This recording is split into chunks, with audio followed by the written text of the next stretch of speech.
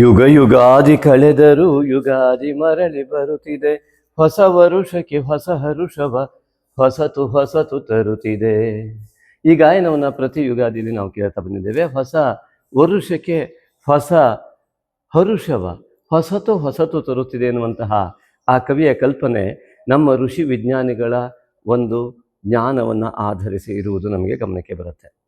ಮಿತ್ರರೇ, ಈ ಒಂದು ಭೂಮಿ ಸೃಷ್ಟಿಯಾದಾಗಿನಿಂದ ಸೂರ್ಯನ ಯಾವ ದಿಕ್ಕಿನಲ್ಲಿ ಈ ಭೂಮಿಯು ತನ್ನ ಚಲನೆಯನ್ನು ಯಾವ ಬಿಂದುವಿನಿಂದ ಪ್ರಾರಂಭಿಸಿ ಮತ್ತೆ ಅದೇ ಬಿಂದುವನ್ನು ಮತ್ತೆ ಪುನಃ ಸೇರಿತೋ ಅದನ್ನೇ ಯುಗದ ಆದಿಯ ಬಿಂದು ಎಂಬುದಾಗಿ ನಾವು ಪರಿಗಣಿಸ್ತೇವೆ. ವೈಜ್ಞಾನಿಕ ಮತ್ತು ಭೌಗೋಳಿಕವಾಗಿ ವೈಜ್ಞಾನಿಕ ಚಿಂತನೆಯ ಆಧಾರದ ಮೇಲೆ ಭೂಮಿಯು ಯಾವ ಬಿಂದುವಿಗೆ ಸೇರಿದಾಗ ಈ ಭೌಗೋಳಿಕವಾದಂತಹ ವ್ಯತ್ಯಾಸಗಳು ಕೂಡ ಮರ ಗಿಡಗಳಲ್ಲಿ ಹೊಸ ಹೊಸ ಹರ್ಷ, ಹೊಸ ತನವು ಗೋಚರವಾಗ್ತದೆ. ಹಾಗಾಗಿ ಈ ಭೂಮಿಯು ತನ್ನಲ್ಲಿ ಹಸಿರನ್ನು ಮೈಗೂಡಿಸಿಕೊಂಡು ಅತ್ಯಂತ ಸುಂದರಮಯವಾದಂತಹ ಪ್ರಕೃತಿ ಮಾತೆ ಈ ಭೂಮಾತೆಯಾಗಿ ಕಂಗೊಳಿಸ್ತಾಳೆ. ಈ ಒಂದು ದಿನವನ್ನು ಸುದಿನವನ್ನು ಯುಗಾದಿ ಎಂಬುದಾಗಿ ಹೇಳಿದರು. ಹಾಗಾಗಿ ಇದನ್ನೇ ಹೊಸ ವರುಷ ಎಂಬುದಾಗಿ ಹೇಳುವಂಥದ್ದು. 19/3/26 ಚೈತ್ರ ಮಾಸ ಶುಕ್ಲ ಪಕ್ಷ ಪಾಡ್ಯ. ಈ ಚೈತ್ರ ಮಾಸ ಶುಕ್ಲ ಪಕ್ಷ ಪಾಡ್ಯವೇ ಈ ಭೂಮಿಯು ಸರಿಯಾದ ಸೂರ್ಯನಿಂದ ಯಾವ ದಿಕ್ಕಿನಲ್ಲಿ ಯಾವ ಬಿಂದುವಿನಿಂದ ತನ್ನ ಚಲನೆಯನ್ನು ಪ್ರಾರಂಭಿಸಿತೋ ಅದೇ ಭೂಮಿಯ ಚಲನೆಯ ಬಿಂದುವಾಗಿದೆ. ಹಾಗಾಗಿ ಇದು ಹೊಸ ವರ್ಷ ಇದೇ ಆಗಿದೆ. ಭೂಮಿ ತಿರುಗುವಿಕೆಯಿಂದ ಉಂಟಾಗುವ ತನ್ನ ಸ್ವಸ್ಥಾನಕ್ಕೆ ಮತ್ತೆ ಮರಳುವ ವ್ಯವಸ್ಥೆಯನ್ನೇ ಹೊಸ ವರ್ಷ ಅಥವಾ ಯುಗಾದಿ ಅಂತ ಹೇಳಿದ್ದಾರೆ. ಅಂದರೆ ಭೂಮಿ ತಿರುಗುವಿಕೆಯಿಂದ ಉಂಟಾಗುವಂತಹ ವರ್ಷದ ಹೊಸ ನೂತನತೆ ಈ ಕ್ಯಾಲೆಂಡರ್ ತಿರುಸುವುದರಿಂದ ಬರುವುದಿಲ್ಲ. ಹಾಗಾಗಿ ವೈಜ್ಞಾನಿಕವಾದ ಸತ್ಯವೇ ಯುಗಾದಿಯೇ ನಿಜವಾದ ಹೊಸ ವರ್ಷ. ಮಿತ್ರರೇ, ನಮ್ಮ ಭಾರತೀಯ ಋಷಿ ವಿಜ್ಞಾನಿಗಳ ಆ ಒಂದು ಸಂಪೂರ್ಣ ಭೌಗೋಳಿಕ ಜ್ಞಾನ ಅತ್ಯಂತ ಅದ್ಭುತವಾಗಿರುವುದು ಎಲ್ಲರಿಗೂ ಕೂಡ ತಿಳಿಯದೇ ಇದ್ದರೆ ನಮ್ಮ ಋಷಿ ಮುನಿಗಳ ಆ ಒಂದು ವೈಜ್ಞಾನಿಕ ಜ್ಞಾನವನ್ನು ದಯವಿಟ್ಟು ನೀವು ಯಾವುದಾದ್ರೂ ಮೂಲದ ಮೂಲಕ ಖಂಡಿತ ತಿಳಿದುಕೊಳ್ಳಿ. ನಿಜವಾದ ವೈಜ್ಞಾನಿಕತೆಯ ಅರಿವು ಆಗ ಮೂಡುತ್ತೆ. ಚೈತ್ರ ಮಾಸ ಎಷ್ಟೆಲ್ಲ ಒಂದು ಹೊಸ ವರ್ಷದಲ್ಲಿ ಯಾವ್ಯಾವ ನೂತನತೆಗೆ ಕಾರಣವಾಗುತ್ತೆ. ಅದರಲ್ಲೂ ಈ ಪರಾಭವ ಸಂವತ್ಸರ ಇದು ಅತ್ಯಂತ ಮುಖ್ಯವಾದ ಸಂವತ್ಸರ ಅಂತ ನಮಗೆ ಅನಿಸ್ತಾ ಇದೆ. ಈ ಪರಾಭವ ಸಂವತ್ಸರದಲ್ಲಿ ವಿಶೇಷವಾಗಿ ಪರಾಭವ ಅಂದರೆ ಸೋಲು, ಯಾರಿಗೆ ಸೋಲಾಗತ್ತೆ ಅಂತ ನೋಡಿಕೊಂಡು ಮುಂದೆ ಗ್ರಹ ಸ್ಥಿತಿಯನ್ನು ನೋಡೋಣ. ವಿಶೇಷವಾಗಿ ಈ ಒಂದು ಕೇತು ಮತ್ತು ರಾಹು, ನೀವು ಈ ಒಂದು ಇದರ ಮೂಲಕ ನೋಡ್ತಾ ಹೋದರೆ ಈ ಬೋರ್ಡಿನಲ್ಲಿ ನಮ್ಮ ಯಾವ ಕೃಷ್ಣ ಫಲಕ ಅಂತ ನಾವು ಕರಿತೀವಿ, ಬ್ಲ್ಯಾಕ್ ಬೋರ್ಡ್, ಈ ಬ್ಲ್ಯಾಕ್ ಬೋರ್ಡ್ನಲ್ಲಿ ಈ ಒಂದು ಬಿಳಿಯ ಅಕ್ಷರದಿಂದ ನಮೂದಿತವಾದಂಥ ಈ ಕೇತು ಇರ್ಬೋದು, ಈ ರಾಹು ಇರ್ಬೋದು. ಇದು ಪೂರ್ಣಿಮೆ. ಈ ಚಂದ್ರ 2.5 ದಿನಕ್ಕೆ ಒಂದೊಂದು ಮನೆಯನ್ನು ಎಲ್ಲ ಕಡೆ ಸಂಚರಿಸ್ತಾ ಬರ್ತಾನೆ. ಹಾಗಾಗಿ ಒಂದು ತಿಂಗಳು, ಈ 12 ಮನೆ ದಾಟುವ ಹೊತ್ತಿಗೆ ಒಂದು ತಿಂಗಳಾಗತ್ತೆ. ಇಲ್ಲಿಂದ ಇಲ್ಲಿಗೆ 15 ದಿವಸ ಕೂಡ ಆಗತ್ತೆ. ಹಾಗಾಗಿ ಚಂದ್ರನ ತಿರುಗುವಿಕೆಯ ಮೇಲೆ, ಈ ಭೂಮಿಯ ತಿರುಗುವಿಕೆಯ ಮೇಲೆ ದಿನಗಣನೆ ಆಗ್ತದೆ. ಸೂರ್ಯನ ಸುತ್ತ ತಿರುಗುತ್ತಿರುವ ಭೂಮಿ ತನ್ನ ಸುತ್ತ ತಾನು ಸೂರ್ಯೋದಯದಿಂದ ಮತ್ತೆ ಸೂರ್ಯೋದಯದವರೆಗೆ ತಿರುಗಿದಾಗ ಮತ್ತೆ ಅದೇ ಸೂರ್ಯೋದಯಕ್ಕೆ ಮುಟ್ಟಿದಾಗ ಒಂದು ದಿನ ಅಂತ ಪರಿಗಣನೆ ಆಗತ್ತೆ. ರಾತ್ರಿ ಯಾವತ್ತೂ ಕೂಡ ಅದು ರಾತ್ರಿ ಆಗಿರುತ್ತೆ. ಅದು ಸನ್ ಡೇ. ರಾತ್ರಿ 12:01 ಸೂರ್ಯನೂ ಇರೋದಿಲ್ಲ, ಸನ್ನು ಇರೋದಿಲ್ಲ, ಡೇನೂ ಇರೋದಿಲ್ಲ, ಅದು ನೈಟ್ ಆಗಿರುತ್ತೆ. ಹಾಗಾಗಿ ಯಾವಾಗ ಸೂರ್ಯದ ಉದಯದಿಂದ ಮತ್ತೆ ಸೂರ್ಯೋದಯದವರೆಗೆ ಮಾತ್ರ ಸೂರ್ಯನು ದಿನಕರ ಎಂಬುದಾಗಿ ಹೇಳಿರುವುದರಿಂದ ಈ ಸೂರ್ಯನು ದಿನವನ್ನು ಪ್ರಾರಂಭಿಸುವಂತಹ ಒಂದು ಆಕಾಶಕಾಯ ನಕ್ಷತ್ರ. ಹಾಗಾಗಿ ನಕ್ಷತ್ರ ಅದು ಯಾವತ್ತೂ ಕೂಡ ನಾಶವಾಗದಿರುವಂತೆ, ನಮ್ಮ ಜೀವಿತಾವಧಿಯಲ್ಲಿ ನಾಶವಾಗದೇ ಇರುವಂಥ ಬೆಳಕಿನ ಪುಂಜ. ಆ ಒಂದು ಪುಂಜದಿಂದಾಗಿ ನಮ್ಮ ದಿನಗಣನೆ ಹಾಗೂ ಈ ಪಾಡ್ಯ ಬಿದಿಗೆ ಎಂಬುದಾಗಿ ಪಕ್ಷದ ಈ 30 ದಿನಗಳ ಗಣನೆಯನ್ನು ಕೂಡ ಚಂದ್ರನ ಮೂಲಕ ನಿರ್ಧಾರ ಮಾಡುವಂಥದ್ದು. ಹಾಗಾಗಿ ನಮಗೆ ಸರಿಯಾಗಿ ಗೊತ್ತಾಗುತ್ತೆ, ಈ 360 ಡಿಗ್ರಿ ಇಲ್ಲಿ ಭೂಮಿ ಇದೆ ಅಂತಾದರೆ ಭೂಮಿ ಸೂರ್ಯನ ಸುತ್ತ ಇಲ್ಲಿಂದ ತಿರುಗಿ ಹೀಗೆ ಮತ್ತೆ ಹೀಗೆ ಇಲ್ಲಿವರೆಗೆ ಬರುವಲ್ಲಿಗೆ 360 ದಿವಸ ಏನಾಗುತ್ತೆ, ಅದನ್ನೇ 360 ಡಿಗ್ರಿ ಅಂತ ಹೇಳಿದ್ದಾರೆ ಮಿತ್ರರೇ. ಹಾಗೆಯೇ ಈ ಒಂದು ಚಂದ್ರ ಈ 12 ರಾಶಿಯನ್ನು ಬರುವುದನ್ನೇ ಶುಕ್ಲ ಪಕ್ಷ, ಕೃಷ್ಣ ಪಕ್ಷ ಮತ್ತು ಮಾಸ, ಒಂದು ತಿಂಗಳು ಎಂಬುದಾಗಿ ಪರಿಗಣಿಸ್ತಾ ಬಂದಿದ್ದಾರೆ. ಹಾಗಾಗಿ ಬೆಳಕಿನ ತಿಂಗಳು, ಬೆಳದಿಂಗಳು, ಪೂರ್ಣಿಮೆಯ ದಿನವನ್ನು ಮಧ್ಯದಲ್ಲಿ ಇರಿಸಿಕೊಂಡು ಅಮಾವಾಸ್ಯೆಯಿಂದ ಮತ್ತೆ ಪೂರ್ಣಿಮೆ ಮತ್ತೆ ಅಮಾವಾಸ್ಯೆಗೆ ಬರುವಲ್ಲಿವರೆಗೆ ಸರಿಯಾಗಿ 30 ದಿನಗಳಾಗುತ್ತೆ. ಹೀಗೆ ಈ ಒಂದು ಆಧಾರದ ಮೇಲೆ ನಮ್ಮ ಚೈತ್ರ ಮಾಸ, ವೈಶಾಖ ಮಾಸಾದಿಗಳು ಖಂಡಿತವಾಗಿಯೂ ನಮ್ಮ ಭಾರತೀಯ ಪರಂಪರೆಯಲ್ಲಿವೆ. ಈ ಚೈತ್ರ ಮಾಸದ ಹೊಸತನವನ್ನು ನೋಡ್ತಾ ಹೋದರೆ ಅತ್ಯಂತ ವಿಶೇಷವಾಗಿ ನಮಗೆ ಕಂಡು ಬರುವುದು ಈ ಕೇತುವಿನಿಂದ ಇಲ್ಲಿಯವರೆಗೆ ರಾಹು ಬರುವಲ್ಲಿವರೆಗೂ ಕೂಡ ಯಾವುದೇ ಗ್ರಹಸ್ಥಿತಿಗಳು ಕಂಡು ಬರುವುದಿಲ್ಲ. ಈ ಕೇತುವಿನಿಂದ ಈ ದಿಕ್ಕಿನಲ್ಲಿ ಸಂಪೂರ್ಣವಾಗಿ ಎಲ್ಲ ಗ್ರಹಗಳು ಕಂಡು ಬರುತ್ತವೆ. ರಾಹು ಮತ್ತು ಕೇತುಗಳು ಭೂಮಿಯ ನೆರಳಿನ ಸಂಪಾತ ಬಿಂದುವಾಗಿರುವುದರಿಂದ ಆ ಸಂಪಾತ ಬಿಂದುವನ್ನು ಇಟ್ಟುಕೊಂಡು ಲೆಕ್ಕಾಚಾರ ಮಾಡಿದಾಗ ಈ ಒಂದು ಪಾಡ್ಯದ ದಿನ ಇರುವಂಥ ಗ್ರಹಸ್ಥಿತಿ ಇದಾಗಿರುವುದರಿಂದ ಕೇತುವಿನ ಚಲನೆ ಈ ಮುಖವಾಗಿ ಬಂದು ರಾಹುವಿನ ಚಲನೆ ಈ ಮುಖವಾಗಿ ಇರುವುದರಿಂದ ಕೇತುವಿನ ಪ್ರಭಾವಕ್ಕೆ ಒಳಗಾಗುವ ಇಷ್ಟು ಗ್ರಹಗಳು ಈ ಪರಾಭವ ಸಂವತ್ಸರದಲ್ಲಿ ಕಂಡುಬರುತ್ತದೆ. ಇದು ಮೊದಲ ವಿಷಯ.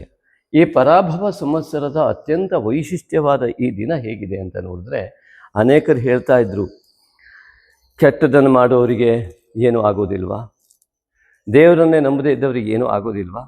ಅನಿವಾರ್ಯತೆ ಸೃಷ್ಟಿಯಾಗುವ ಕಾಲ ಬಂದಿದೆ ಮಿತ್ರರೇ.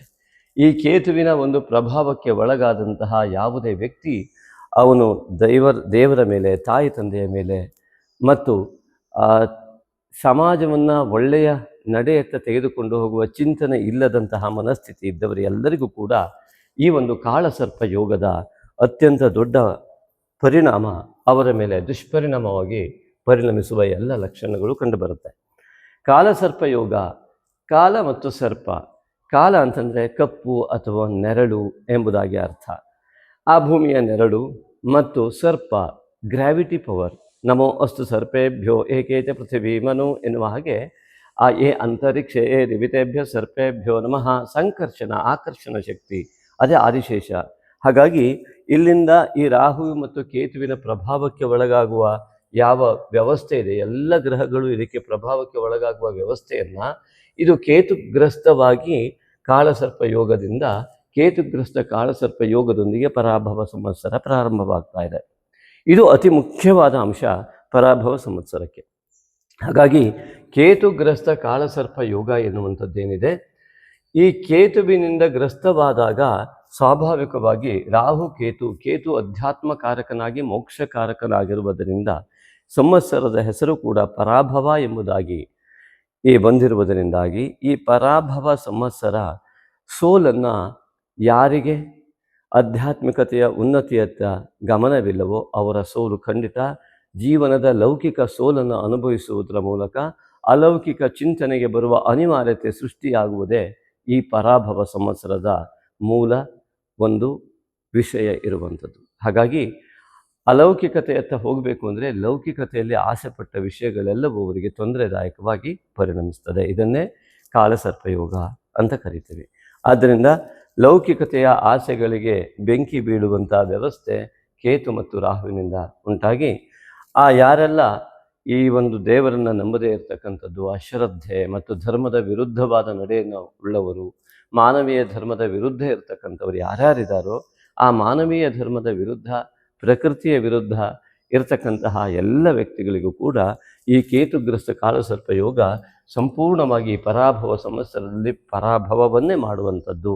ಆದರೆ ಯಾರಿಗೆ ಕೇತುವಿನ ಗಣಪತಿಯ ಆರಾಧನೆ, ನಾಗ ಆರಾಧನೆ ಇರ್ತದೆಯೋ, ನಾಗಶಕ್ತಿ ವಿನಾಯಕನ ಆರಾಧನೆ ಇರುತ್ತೆಯೋ, ಅವರು ಯಾವುದೇ ರಾಶಿಯಲ್ಲಿ ಹುಟ್ಟಿರಲಿ, ಯಾವುದೇ ರಾಶಿಯಲ್ಲಿ ಹುಟ್ಟಿದ್ದರೂ ಕೂಡ ಅವರು ದೇವರನ್ನು ನಂಬಲೇಬೇಕು ಅಂತ ಇಲ್ಲ, ದೇವರನ್ನು ನಂಬಬಾರದು ಅಂತಲೂ ಇಲ್ಲ. ಹಾಗಾಗಿ ಯಾವುದೇ ರಾಶಿಯಲ್ಲಿ ಹುಟ್ಟಿದ್ದರೂ ಕೂಡ ಈ ಒಂದು ಮನಸ್ಥಿತಿಯ ಇರತಕ್ಕಂತಹ ಯಾವ ವ್ಯಕ್ತಿಗಳಿದ್ದಾರೆ, ಗಣಪತಿ ಮತ್ತು ನಾಗನನ್ನು ಆರಾಧನೆ ಮಾಡುವ ವ್ಯಕ್ತಿಗಳಿದ್ದಾರೆ, ತಾಯಿ ತಂದೆಯನ್ನು ಗೌರವಿಸುವ ವ್ಯಕ್ತಿಗಳಿದ್ದಾರೆ, ಪೂಜ್ಯ ಭಾವದಿಂದ ಗುರು ಹಿರಿಯರನ್ನು ನೋಡುವಂತಹ ವ್ಯಕ್ತಿಗಳಿದ್ದಾರೆ, ಅವರೆಲ್ಲರಿಗೂ ಕೂಡ ಅತ್ಯಂತ ಪರಾಭವದಿಂದ ಜಯವನ್ನು ಉಂಟು ಮಾಡ್ತಕ್ಕಂಥದ್ದು.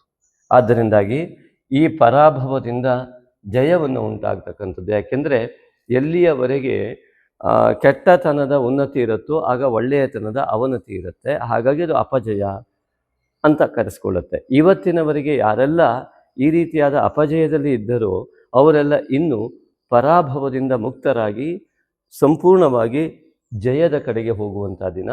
ಯಾರೆಲ್ಲ ಅತ್ಯಂತ ಅಧರ್ಮದಿಂದಲೋ ಅಥವಾ ಮಾನವೀಯ ಧರ್ಮದ ಸತ್ಯದ ನಡೆಯನ್ನು ನಡೆಯದೆ ಧರ್ಮದ ಮಾರ್ಗದಲ್ಲಿ ಹೋಗದ ಯಾವ್ಯಾವ ವ್ಯಕ್ತಿಗಳಿರ್ತಾರೋ ಅಸತ್ಯ ಮಾರ್ಗವು ಎಲ್ಲವೂ ಕೂಡ ಸಂಪೂರ್ಣವಾಗಿ ಪರಾಭವ ಹೊಂದಿ ಅವರಿಗೆ ಅಲೌಕಿಕವಾದ ಜಯವನ್ನು ಕೊಡ್ತಕ್ಕಂಥದ್ದು ಈ ಒಂದು ಪರಾಭವ ಸಂವತ್ಸರ.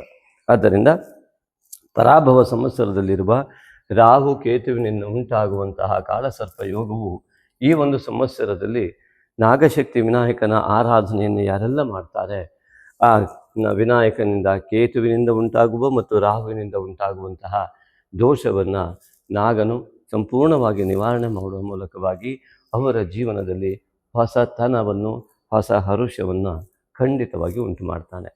ಹಾಗೆ ಇದನ್ನು ನೋಡಿದಾಗ ಈ ಒಂದು ಗ್ರಹ ಸ್ಥಿತಿಯನ್ನು ಗಮನಿಸಿದಾಗ 25/3/26 ಬುಧವಾರ ಸಪ್ತಮಿಯ ದಿವಸ ಶುಕ್ರ ಮೇಷರಾಶಿಯನ್ನು ಪ್ರವೇಶ ಮಾಡ್ತಾ ಇದ್ದಾನೆ.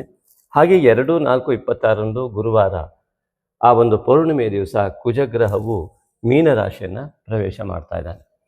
10/4/26 ಶುಕ್ರವಾರ ದಿವಸ ಅಷ್ಟಮಿಯ ದಿವಸ ಬುಧನು ಮೀನರಾಶಿಯನ್ನು ಪ್ರವೇಶ ಮಾಡ್ತಾ ಇದ್ದಾನೆ. 14/4/26 ಮಂಗಳವಾರ ಆ ರವಿಯು ಮೇಷರಾಶಿಯನ್ನು ಪ್ರವೇಶ ಮಾಡ್ತಾ ಇದ್ದಾನೆ. ಹಾಗೆ 2/4/26 ಗುರುವಾರದಂದು ಕನ್ಯಾ ರಾಶಿಯಲ್ಲಿ ಪೌರ್ಣಿಮೆ ಕೂಡ ಸಂಭವಿಸ್ತಾ ಇದೆ. 17/4/26 ಶನಿವಾರದಂದು ಮೀನ ರಾಶಿಯಲ್ಲಿ ಅಮಾವಾಸ್ಯೆ ಘಟಿಸ್ತಾ ಇದೆ. 27/3/26 ಶುಕ್ರವಾರ ಈ ಶ್ರೀರಾಮನವಮಿ. ಎಲ್ಲರಿಗೂ ಕೂಡ ಹೊಸ ವರ್ಷದ ಶುಭಾಶಯಗಳೊಂದಿಗೆ ಶ್ರೀರಾಮನವಮಿಯ ಶುಭಾಶಯಗಳು. ಮಿಥುನ ರಾಶಿ ಸಂಜಾತರೆಲ್ಲರಿಗೂ ಕೂಡ ಆತ್ಮೀಯ ಸ್ವಾಗತ ಚೈತ್ರ ಮಾಸಕ್ಕೆ. ಚೈತ್ರ ಮಾಸದಲ್ಲಿ ಮಿಥುನ ರಾಶಿಯಲ್ಲಿ ಗುರುವು ರಾಶಿಯಲ್ಲೇ ಸ್ಥಿತನಾಗಿದ್ದಾನೆ. ಹಾಗೂ ರಾಶಿಯ ಅಧಿಪತಿಯು ಸಪ್ತಮ, ಅಷ್ಟಮ, ನವಮ ಮತ್ತು ದಶಮದಲ್ಲಿ 9 ಭಾಗ್ಯ ಮತ್ತು ವೃತ್ತಿ ಕ್ಷೇತ್ರದಲ್ಲಿ ಕಂಡು ಬರ್ತಾ ಇದ್ದಾನೆ. ಇದು ಮೇಲ್ನೋಟಕ್ಕೆ ಅತ್ಯುತ್ತಮವಾದಂತಹ ಫಲವನ್ನು ನೀಡುವಂತಹ ಯೋಗವನ್ನು ಹೊಂದಿದೆ. ಸಾಮಾನ್ಯವಾಗಿ ಯಾವುದೇ ರಾಶಿಗಳಾಗಲಿ ಒಂದೇ ರಾಶಿಯವರು 3 ವಿಧದ ಫಲವನ್ನು ಪಡಿತಾರೆ. ಒಂದು ಸಾಮಾನ್ಯ ಫಲ, ಒಂದು ಉತ್ತಮ ಫಲ, ಒಂದು ನೀಚ ಫಲ.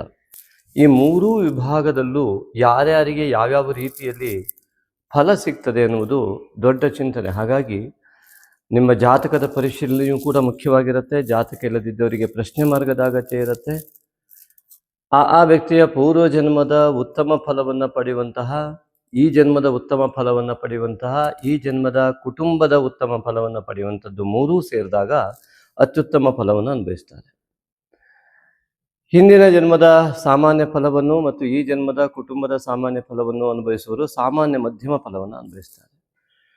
ಪೂರ್ವ ಜನ್ಮದ ಪಾಪ ಫಲವೂ ಕೂಡ ಇದ್ದು ಈ ಜನ್ಮದಲ್ಲೂ ಕೂಡ ಪಾಪ ಫಲಗಳಿದ್ದರೆ, ಕುಟುಂಬದ ದೋಷಾದಿಗಳಿದ್ದರೆ, ಹರಕೆ ಇತ್ಯಾದಿಗಳ ದೋಷಗಳಿದ್ದರೆ, ಪ್ರೇತ ಬಾಧೆ, ಮಾತೃಶಾಪ, ಸ್ತ್ರೀ ಶಾಪ ಇತ್ಯಾದಿ ಅನೇಕ ವಿಧದ ದೋಷಗಳಿದ್ದರೆ, ರಾಶಿಯಲ್ಲಿ ಗುರು ಇದ್ದರೂ ಕೂಡ ನೀಚ ಫಲವನ್ನು ಪಡಿತಾರೆ.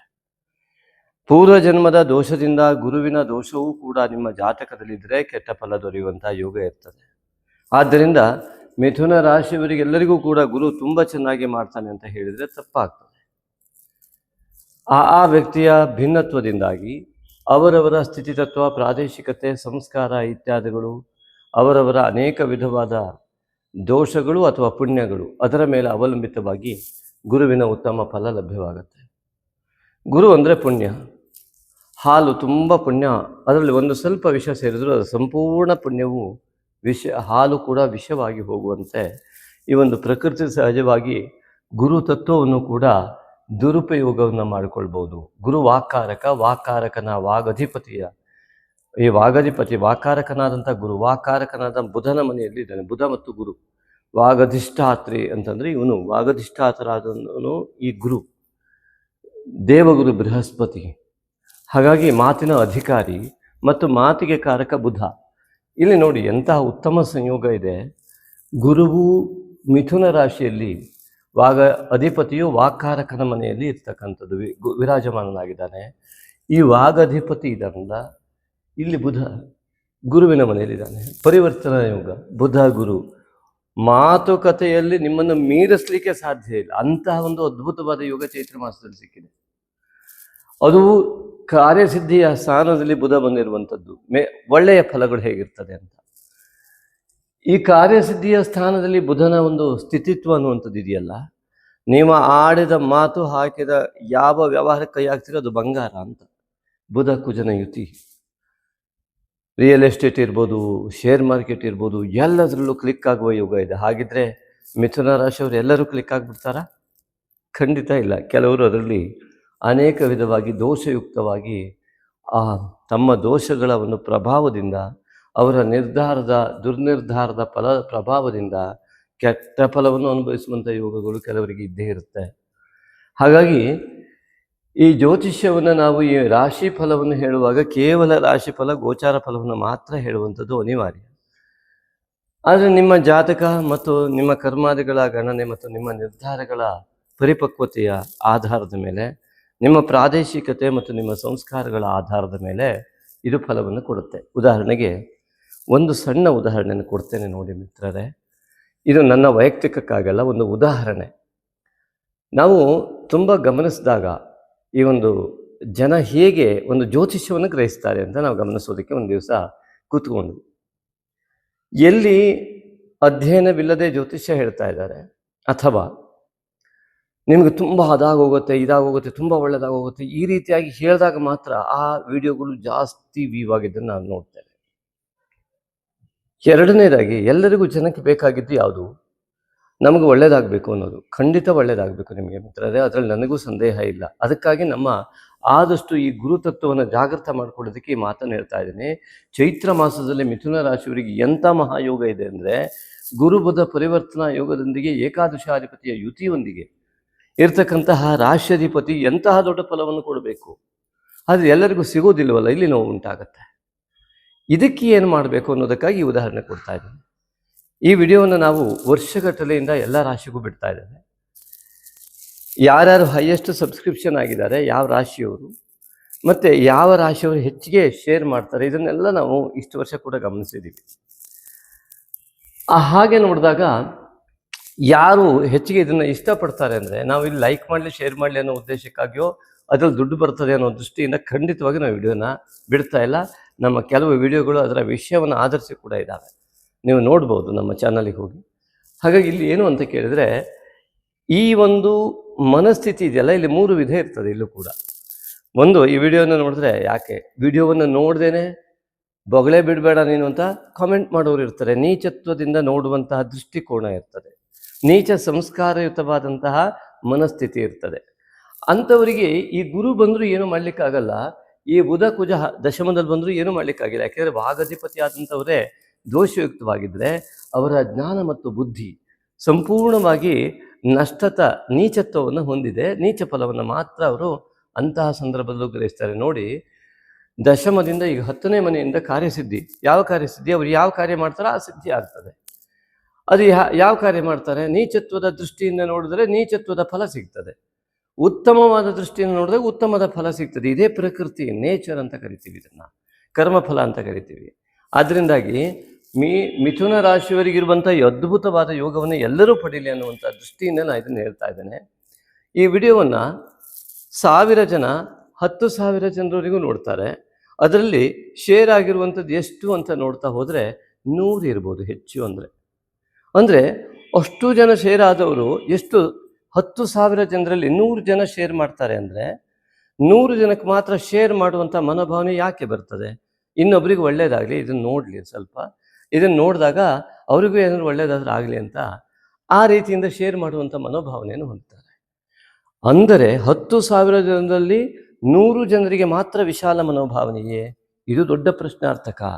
ಹಾಗಾಗಿ ಯಾಕೆ ಈ ವಿಷಯ ಅಂದರೆ, 10,000 ಜನರಲ್ಲಿ ಮಿಥುನ ರಾಶಿಯವರಿಗೆ ಕೇವಲ 100 ಜನರಿಗೆ ಮಾತ್ರ ಉತ್ತಮ ಫಲವೇ? ಇದು ನಮ್ಮ ಯೋಚನೆ ಬಂದಿರುವಂಥದ್ದು. ಅಂದರೆ ನಾವು ನೋಡುವ ದೃಷ್ಟಿಕೋನ ಅತ್ಯುನ್ನತವಾಗಿದ್ದಾಗ ಜ್ಞಾನ ಮತ್ತು ಪೂರ್ವಜನ್ಮದ ಸಂಸ್ಕಾರಗಳು, ಈ ಗುರು ಅದಕ್ಕೆ ಕಾರಕನಾಗ್ತಾನೆ. ಅದು ಯಾರಿಗೆ ಉನ್ನತ ಮಟ್ಟದಲ್ಲಿರುತ್ತೋ, ಯಾಕೆಂದರೆ ಇದನ್ನೇ ನಾನು ಮೊದಲೇ ಹೇಳಿದೆ, ಗುರು ಅಂದರೆ ಪುಣ್ಯಾಂಶ, ಹಾಲಿದ್ದಾಗೆ. ಒಂದು ಡ್ರಾಪ್ ವಿಷ ಬಿಡ್ತೀನಿ ಅಂದರೆ ಸಂಪೂರ್ಣ ಹಾಲು ವಿಷ ಆಗಿಬಿಡುತ್ತೆ. ಹಾಗಾಗಿ ವಿಶಾಲ ಮನೋಭಾವನೆ ಸುಲಭದ ವಿಷಯ ಅಲ್ಲ. ಸ್ವಾರ್ಥವನ್ನು ಮೀರಿರುವಂಥದ್ದು ವಿಶಾಲ ಮನೋಭಾವನೆ, ಬ್ರಾಡ್ ಮೈಂಡ್ ಅಂತ ಕರೀತೇವೆ. ಯಾವಾಗ ಈ ಜ್ಞಾನ ಎನ್ನುವುದು ಸ್ವಾರ್ಥವನ್ನು ಮೀರಿರ್ತದೆ, ಅದು ಅಹಂಕಾರ ರಾಹಿತ್ಯದಿಂದ ಇರ್ತದೆ. ಆಗ ಶನೈಶ್ವರನಿಂದ ಉತ್ತಮ ಫಲ ಸಿಗ್ತದೆ. ಇಲ್ಲಾಂದರೆ ಶನಿ ಕುಜ ಯುತಿಯಿಂದಲೇ ಅತ್ಯಂತ ಕೆಟ್ಟ ಫಲವನ್ನು ಅನುಭವಿಸುವ ಯೋಗ ಖಂಡಿತವಾಗಿ ಉಂಟಾಗುತ್ತೆ. ಆದ್ದರಿಂದ ಅಜ್ಞಾನತಿಮಿರಾಂಧಸ್ಯ ಜ್ಞಾನಾಂಜನಶಲಾಕಯ ಅನ್ನುವಂತೆ ಈ ಗುರು ಅನುಗ್ರಹ ಪಡೆಯುವುದು ಸುಲಭದ ವಿಚಾರವೇ ಅಲ್ಲ, ಆದರೆ ಅತ್ಯಂತ ಸುಲಭವಾಗಿ ಪಡೆಯಬಹುದು. ಯಾವಾಗ ನಮ್ಮ ಮನೋಭಾವನೆಯಲ್ಲಿ ಆ ಒಂದು ಶುದ್ಧತೆ ಉಂಟಾಗತ್ತೆ, ಅದನ್ನೇ ಚಿತ್ತಶುದ್ಧಿ ಅಂತ ಕರೀತಾರೆ. ಅದಕ್ಕೆ ಗುರುವಿನ ಮಾರ್ಗದರ್ಶನ ಬೇಕಾಗತ್ತೆ, ಗುರು ಹಿರಿಯ ಮೇಲೆ ಗೌರವ ಬೇಕಾಗತ್ತೆ ಇತ್ಯಾದಿಗಳು. ಇದೆಲ್ಲ ಅನೇಕ ದೊಡ್ಡ ವಿಚಾರಗಳಿದ್ದಾವೆ. ಆದರೆ ಮಿಥುನ ರಾಶಿಯವರು ಎಲ್ಲರಿಗೂ ಕೂಡ ಗುರುವಿನ ಸಂಪೂರ್ಣ ಫಲ ಸಿಗಲಿ ಅನ್ನುವ ದೃಷ್ಟಿಯಿಂದ ನಾವು ವಿಡಿಯೋದಲ್ಲಿ ಹೇಳ್ತಾ ಇದ್ದೇವೆ. ಈ ಒಂದು ಗುರುತತ್ವವನ್ನು ಜಾಗೃತ ಮಾಡಿಕೊಂಡಾಗ, ವಿಶಾಲ ಮನೋಭಾವನೆ, ತ್ಯಾಗ ಮನೋಭಾವನೆಯನ್ನು ನೀವು ಹೆಚ್ಚಾಗಿ ಮಾಡಿಕೊಂಡಾಗ, ತ್ಯಾಗೇನೈಕೆ ಅಮೃತತ್ವಮಾನುಷಿಹು ಎನ್ನುವಂತೆ ಆ ಋಷಿಮುನಿಗಳೆಲ್ಲರೂ ಕೂಡ ಆ ಅಮೃತತ್ವವನ್ನು ಹೊಂದಿದ್ದೇ ತ್ಯಾಗ ಮನೋಭಾವನೆಯಿಂದ ಮಾತ್ರ ಅಂತ ಹೇಳುತ್ತೆ ಮಹಾನಾರಾಯಣ ಉಪನಿಷತ್ತು. ಅಂತಹ ಗುರುತತ್ವ ನಿಮ್ಮಲ್ಲಿ ಬಂದಾಗ ನಿಮಗೆ ಸಿಗುವಂತಹ ಫಲ ನಿಮ್ಮ ನಿರೀಕ್ಷೆಯನ್ನು ಮೀರಿದ ಅತಿ ದೊಡ್ಡ ಉತ್ತಮ ಫಲಗಳು ಖಂಡಿತವಾಗಿ ನಿಮಗೆ ಲಭ್ಯವಾಗುತ್ತೆ. ಇಲ್ಲಿ ಈ ರಾಶಿಯನ್ನು ನೋಡಿದಾಗ ಅತ್ಯುತ್ತಮವಾದ ಫಲ ದಶಮದಲ್ಲಿ ಬುಧ, ಕುಜ ಮತ್ತು ರವಿ, ಶುಕ್ರ, ಶನೇಶ್ವರ ಈ ಒಂದು ಪಂಚಗ್ರಹದಿಂದ ದಶಮದಲ್ಲಿ ನೋಡಿ, ರಾಶಿಯಿಂದ 3ನೇ ಮನೆ ಅಧಿಪತಿ ರವಿ ಹಾಗೂ ಪಂಚಮಾಧಿಪತಿ ಶುಕ್ರ ಎಲ್ಲವೂ ಕೂಡ ಈ ಅಷ್ಟಮ ಮತ್ತು ನವಮ ಭಾಗ್ಯಾಧಿಪತಿ ಕೂಡ ಶನೇಶ್ವರನು ಬುಧನ ಜೊತೆಗೆ ಯುತಿಯನ್ನು ಹೊಂದುವುದು. ಹಾಗಾಗಿ ಒಬ್ಬೊಬ್ಬರಿಗೆ ಒಂದೊಂದು ರೀತಿಯಾದ ಫಲವನ್ನೇ 5 ಗ್ರಹಗಳು ನೀಡ್ತವೆ. ನಂತರದಲ್ಲಿ ಏಕಾದಶಿಯಲ್ಲಿ ಬರುವ ರವಿ ಶುಕ್ರರು ಅತ್ಯಂತ ದೊಡ್ಡ ಫಲವನ್ನು ಕೊಡಲಿಕ್ಕಿದೆ. ಉಚ್ಚ ಸ್ಥಾನದಲ್ಲಿ ಏಕಾದಶರಲ್ಲಿ ತೃತೀಯಾಧಿಪತಿ ಬಂದು ಕುಳಿತುಕೊಳ್ತಾನೆ. ಎಂತಹ ಅದ್ಭುತ ಯೋಗ ಈ ಗೌರ್ಮೆಂಟ್ ಜಾಬ್ಗಳು ಮತ್ತು ಗೌರ್ಮೆಂಟಿಗೆ ಸಂಬಂಧಪಟ್ಟಿದ್ದು, ತಂದೆಗೆ ಸಂಬಂಧಪಟ್ಟ ಆಸ್ತಿ ಯೋಗಗಳು, ಅನೇಕ ವಿಧವಾದಂಥ ಪಿತೃವರ್ಗದ ಆಶೀರ್ವಾದ ಯೋಗ, ನೀವು ಮನಸ್ಸು ಮಾಡಿದ್ದೆಲ್ಲವೂ ನಿಮಗೆ ಬಂಗಾರವಾಗುವಂಥ ಯೋಗ ರವಿ ಮತ್ತು ಈ ಕುಜನಿಂದೆಲ್ಲ ಕಂಡು ಬರ್ತಾ ಇರುವುದು ಸತ್ಯ. ಅದನ್ನು ನೀವು ಎಷ್ಟು ಪಡ್ಕೊಳ್ತಾ ಇದ್ದೀರಿ ಅನ್ನುವುದರ ವಿಚಾರ ಹೋದಾಗ ನಿಮ್ಮ ಪೂರ್ವಜನ್ಮದ ಫಲವನ್ನು ಜಾತಕದ ಮೂಲಕ ಪರಿಶೀಲನೆ ಮಾಡಬೇಕು. ಪರಿಸ್ಥಿತಿ ಮತ್ತು ಪ್ರಾದೇಶಿಕತೆ ನಿಮ್ಮ ಸಂಸ್ಕಾರಗಳ ಮೇಲೆ ಅವಲಂಬಿತವಾಗ್ತದೆ. ಇದನ್ನು ನೀವು ತುಂಬ ಗಮನಿಸಬೇಕಾದ ಅಗತ್ಯ ಇದೆ. ನಿತ್ಯ ತಂದೆ ತಾಯಿಗೆ ನಮಸ್ಕಾರ ಮಾಡಿ, ತಾಯಿ ತಂದೆಗೆ ನಮಸ್ಕಾರ ಮಾಡಿದಾಗ ಗುರುತತ್ವ ಜಾಗೃತಿ ಆಗುತ್ತೆ. ಮಾತಾ ಪರಮೋ ಗುರು, ಹಾಗಾಗಿ ಪರಮ ಗುರು ಆಗಿರ್ತಕ್ಕಂಥ ತಾಯಿಯನ್ನು ನಮಸ್ಕಾರ ಮಾಡ್ತಾ ಇದ್ದರೆ ಗುರುತತ್ವ ಎಲ್ಲಿ ಜಾಗೃತವಾಗುತ್ತೆ? ಹಾಗಾಗಿ ಮಾತೃದೇವೋಭವ ಮಾತಾ ಪೂರ್ವ ರೂಪಂ ಪಿತೋತ್ತರ ರೂಪಂ ಎಂಬುದಾಗಿ ಉಪನಿಷತ್ತುಗಳು ಹೇಳ್ತಾರೆ. ಇದರಿಂದಾಗಿ ಈ ಗುರುವಿನ ಒಂದು ಅತ್ಯುತ್ತಮ ಫಲವನ್ನು ನೀವು ಪಡೆಯುವಂತರಾಗಿ, ಆದರೆ 3ನೇ ಮನೆಯಲ್ಲಿ ಕೇತುವಿನಿಂದ ಈ ಮನೆ ಖಾಲಿ ಇದ್ದು, ಕೇತುವಿನಿಂದ ಬಾಧಿತವಾದ ಮೊದಲ ಸ್ಥಾನವೇ ಈ ಒಂದು ಕರ್ಕಾಟಕ ರಾಶಿ. ನಂತರದಲ್ಲಿ ಗ್ರಹ ಸ್ಥಿತಿ ಇರುವಂಥದ್ದು ಗುರುವೇ. ಕೇತುವಿನಿಂದ ಮೊದಲ ಬಾಧಿತನಾದ ಗುರುವು ನಿಮಗೆ ಎಷ್ಟು ಪರಿಣಾಮವನ್ನು ನೀಡಬಲ್ಲ? ಅತ್ಯಂತ ಒಳ್ಳೆಯ ಭವಿಷ್ಯತ್ತನ್ನು ನೀವು ಕಲ್ಪಿಸಿಕೊಳ್ಳಬಹುದು. ಅದಕ್ಕೆ ಮುಟ್ಟಲಿಕ್ಕೆ ಹೋಗಬೇಕಾದ್ರೆ ನಿಮ್ಮ ಮೇಲೆ ನಿಮಗಿರುವಂತಹ ಒಂದು ಯಾವ ಕಾನ್ಫಿಡೆನ್ಸ್ ಲೆವೆಲ್ ಅಂತ ಹೇಳ್ತೀವಲ್ಲ, ಮನೋಬಲ ಮತ್ತು ಆತ್ಮಬಲ, ಇದು ನಿಮಗೆ ಕೆಲಸ ಮಾಡ್ತಾನೂ ಕೂಡ ಇರ್ಬೋದು. ಆದರೆ ಎಲ್ಲೋ ಒಂದಿಷ್ಟು ಅಡೆತಡೆಗಳು ಕಾಣ್ತವೆ. ಯಾಕೆ ಅಂತ ಗೊತ್ತಾಗೋದಿಲ್ಲ. ನಾವಿವತ್ತು ಹೋದಾಗ ಈ ಕೆಲಸ ಆಗೇ ಆಗತ್ತೆ ಅಂತ ಸಂಪೂರ್ಣ ಮನಸ್ಥಿತಿಯಿಂದ ಹೋದರೂ ಅಲ್ಲಿ ಯಾವುದೋ ಕರೆಂಟ್ ಹೋಗಿರುತ್ತೆ, ಸರ್ವರ್ ಡೌನ್ ಅಂತ ಹೇಳ್ತಾರೆ. ಇನ್ನೊಬ್ರು ಯಾರೋ ಒಂದು ಮಧ್ಯೆ ಬಂದು ಯಾರೋ ಪ್ರವೇಶ ಮಾಡಿ ನಮ್ಮ ಕೆಲಸ ಆಗದಿದ್ದಂಗೆ ಮಾಡ್ತಾರೆ. ಈ ರೀತಿಯಾಗಿ ದೈವ ಬಲ ಇಲ್ಲದ ರೀತಿಯಲ್ಲಿ ಪರಿವರ್ತಿತವಾಗಿ ಹೋಗ್ಬಿಡುತ್ತೆ. ಹೀಗೆಯೇ ಈ ಕೇತು ದೋಷ ಕೆಲಸ ಮಾಡುತ್ತೆ. ಎಕ್ಸಾಂಪಲ್ ಕೊಟ್ಟಿದ್ದೀನಿ ಅಷ್ಟೇ. ಆದ್ದರಿಂದ ಈ ಒಂದು ಉದಾಹರಣೆಯನ್ನು ನೀವು ಅರ್ಥೈಸಿಕೊಂಡ್ರೆ ಖಂಡಿತವಾಗಿ ಈ ಕೇತು ದೋಷದ ಪರಿಣಾಮ ಎಷ್ಟು ದೊಡ್ಡದು ಅಂತ ನಿಮಗೆ ಅರ್ಥ ಆಗುತ್ತೆ.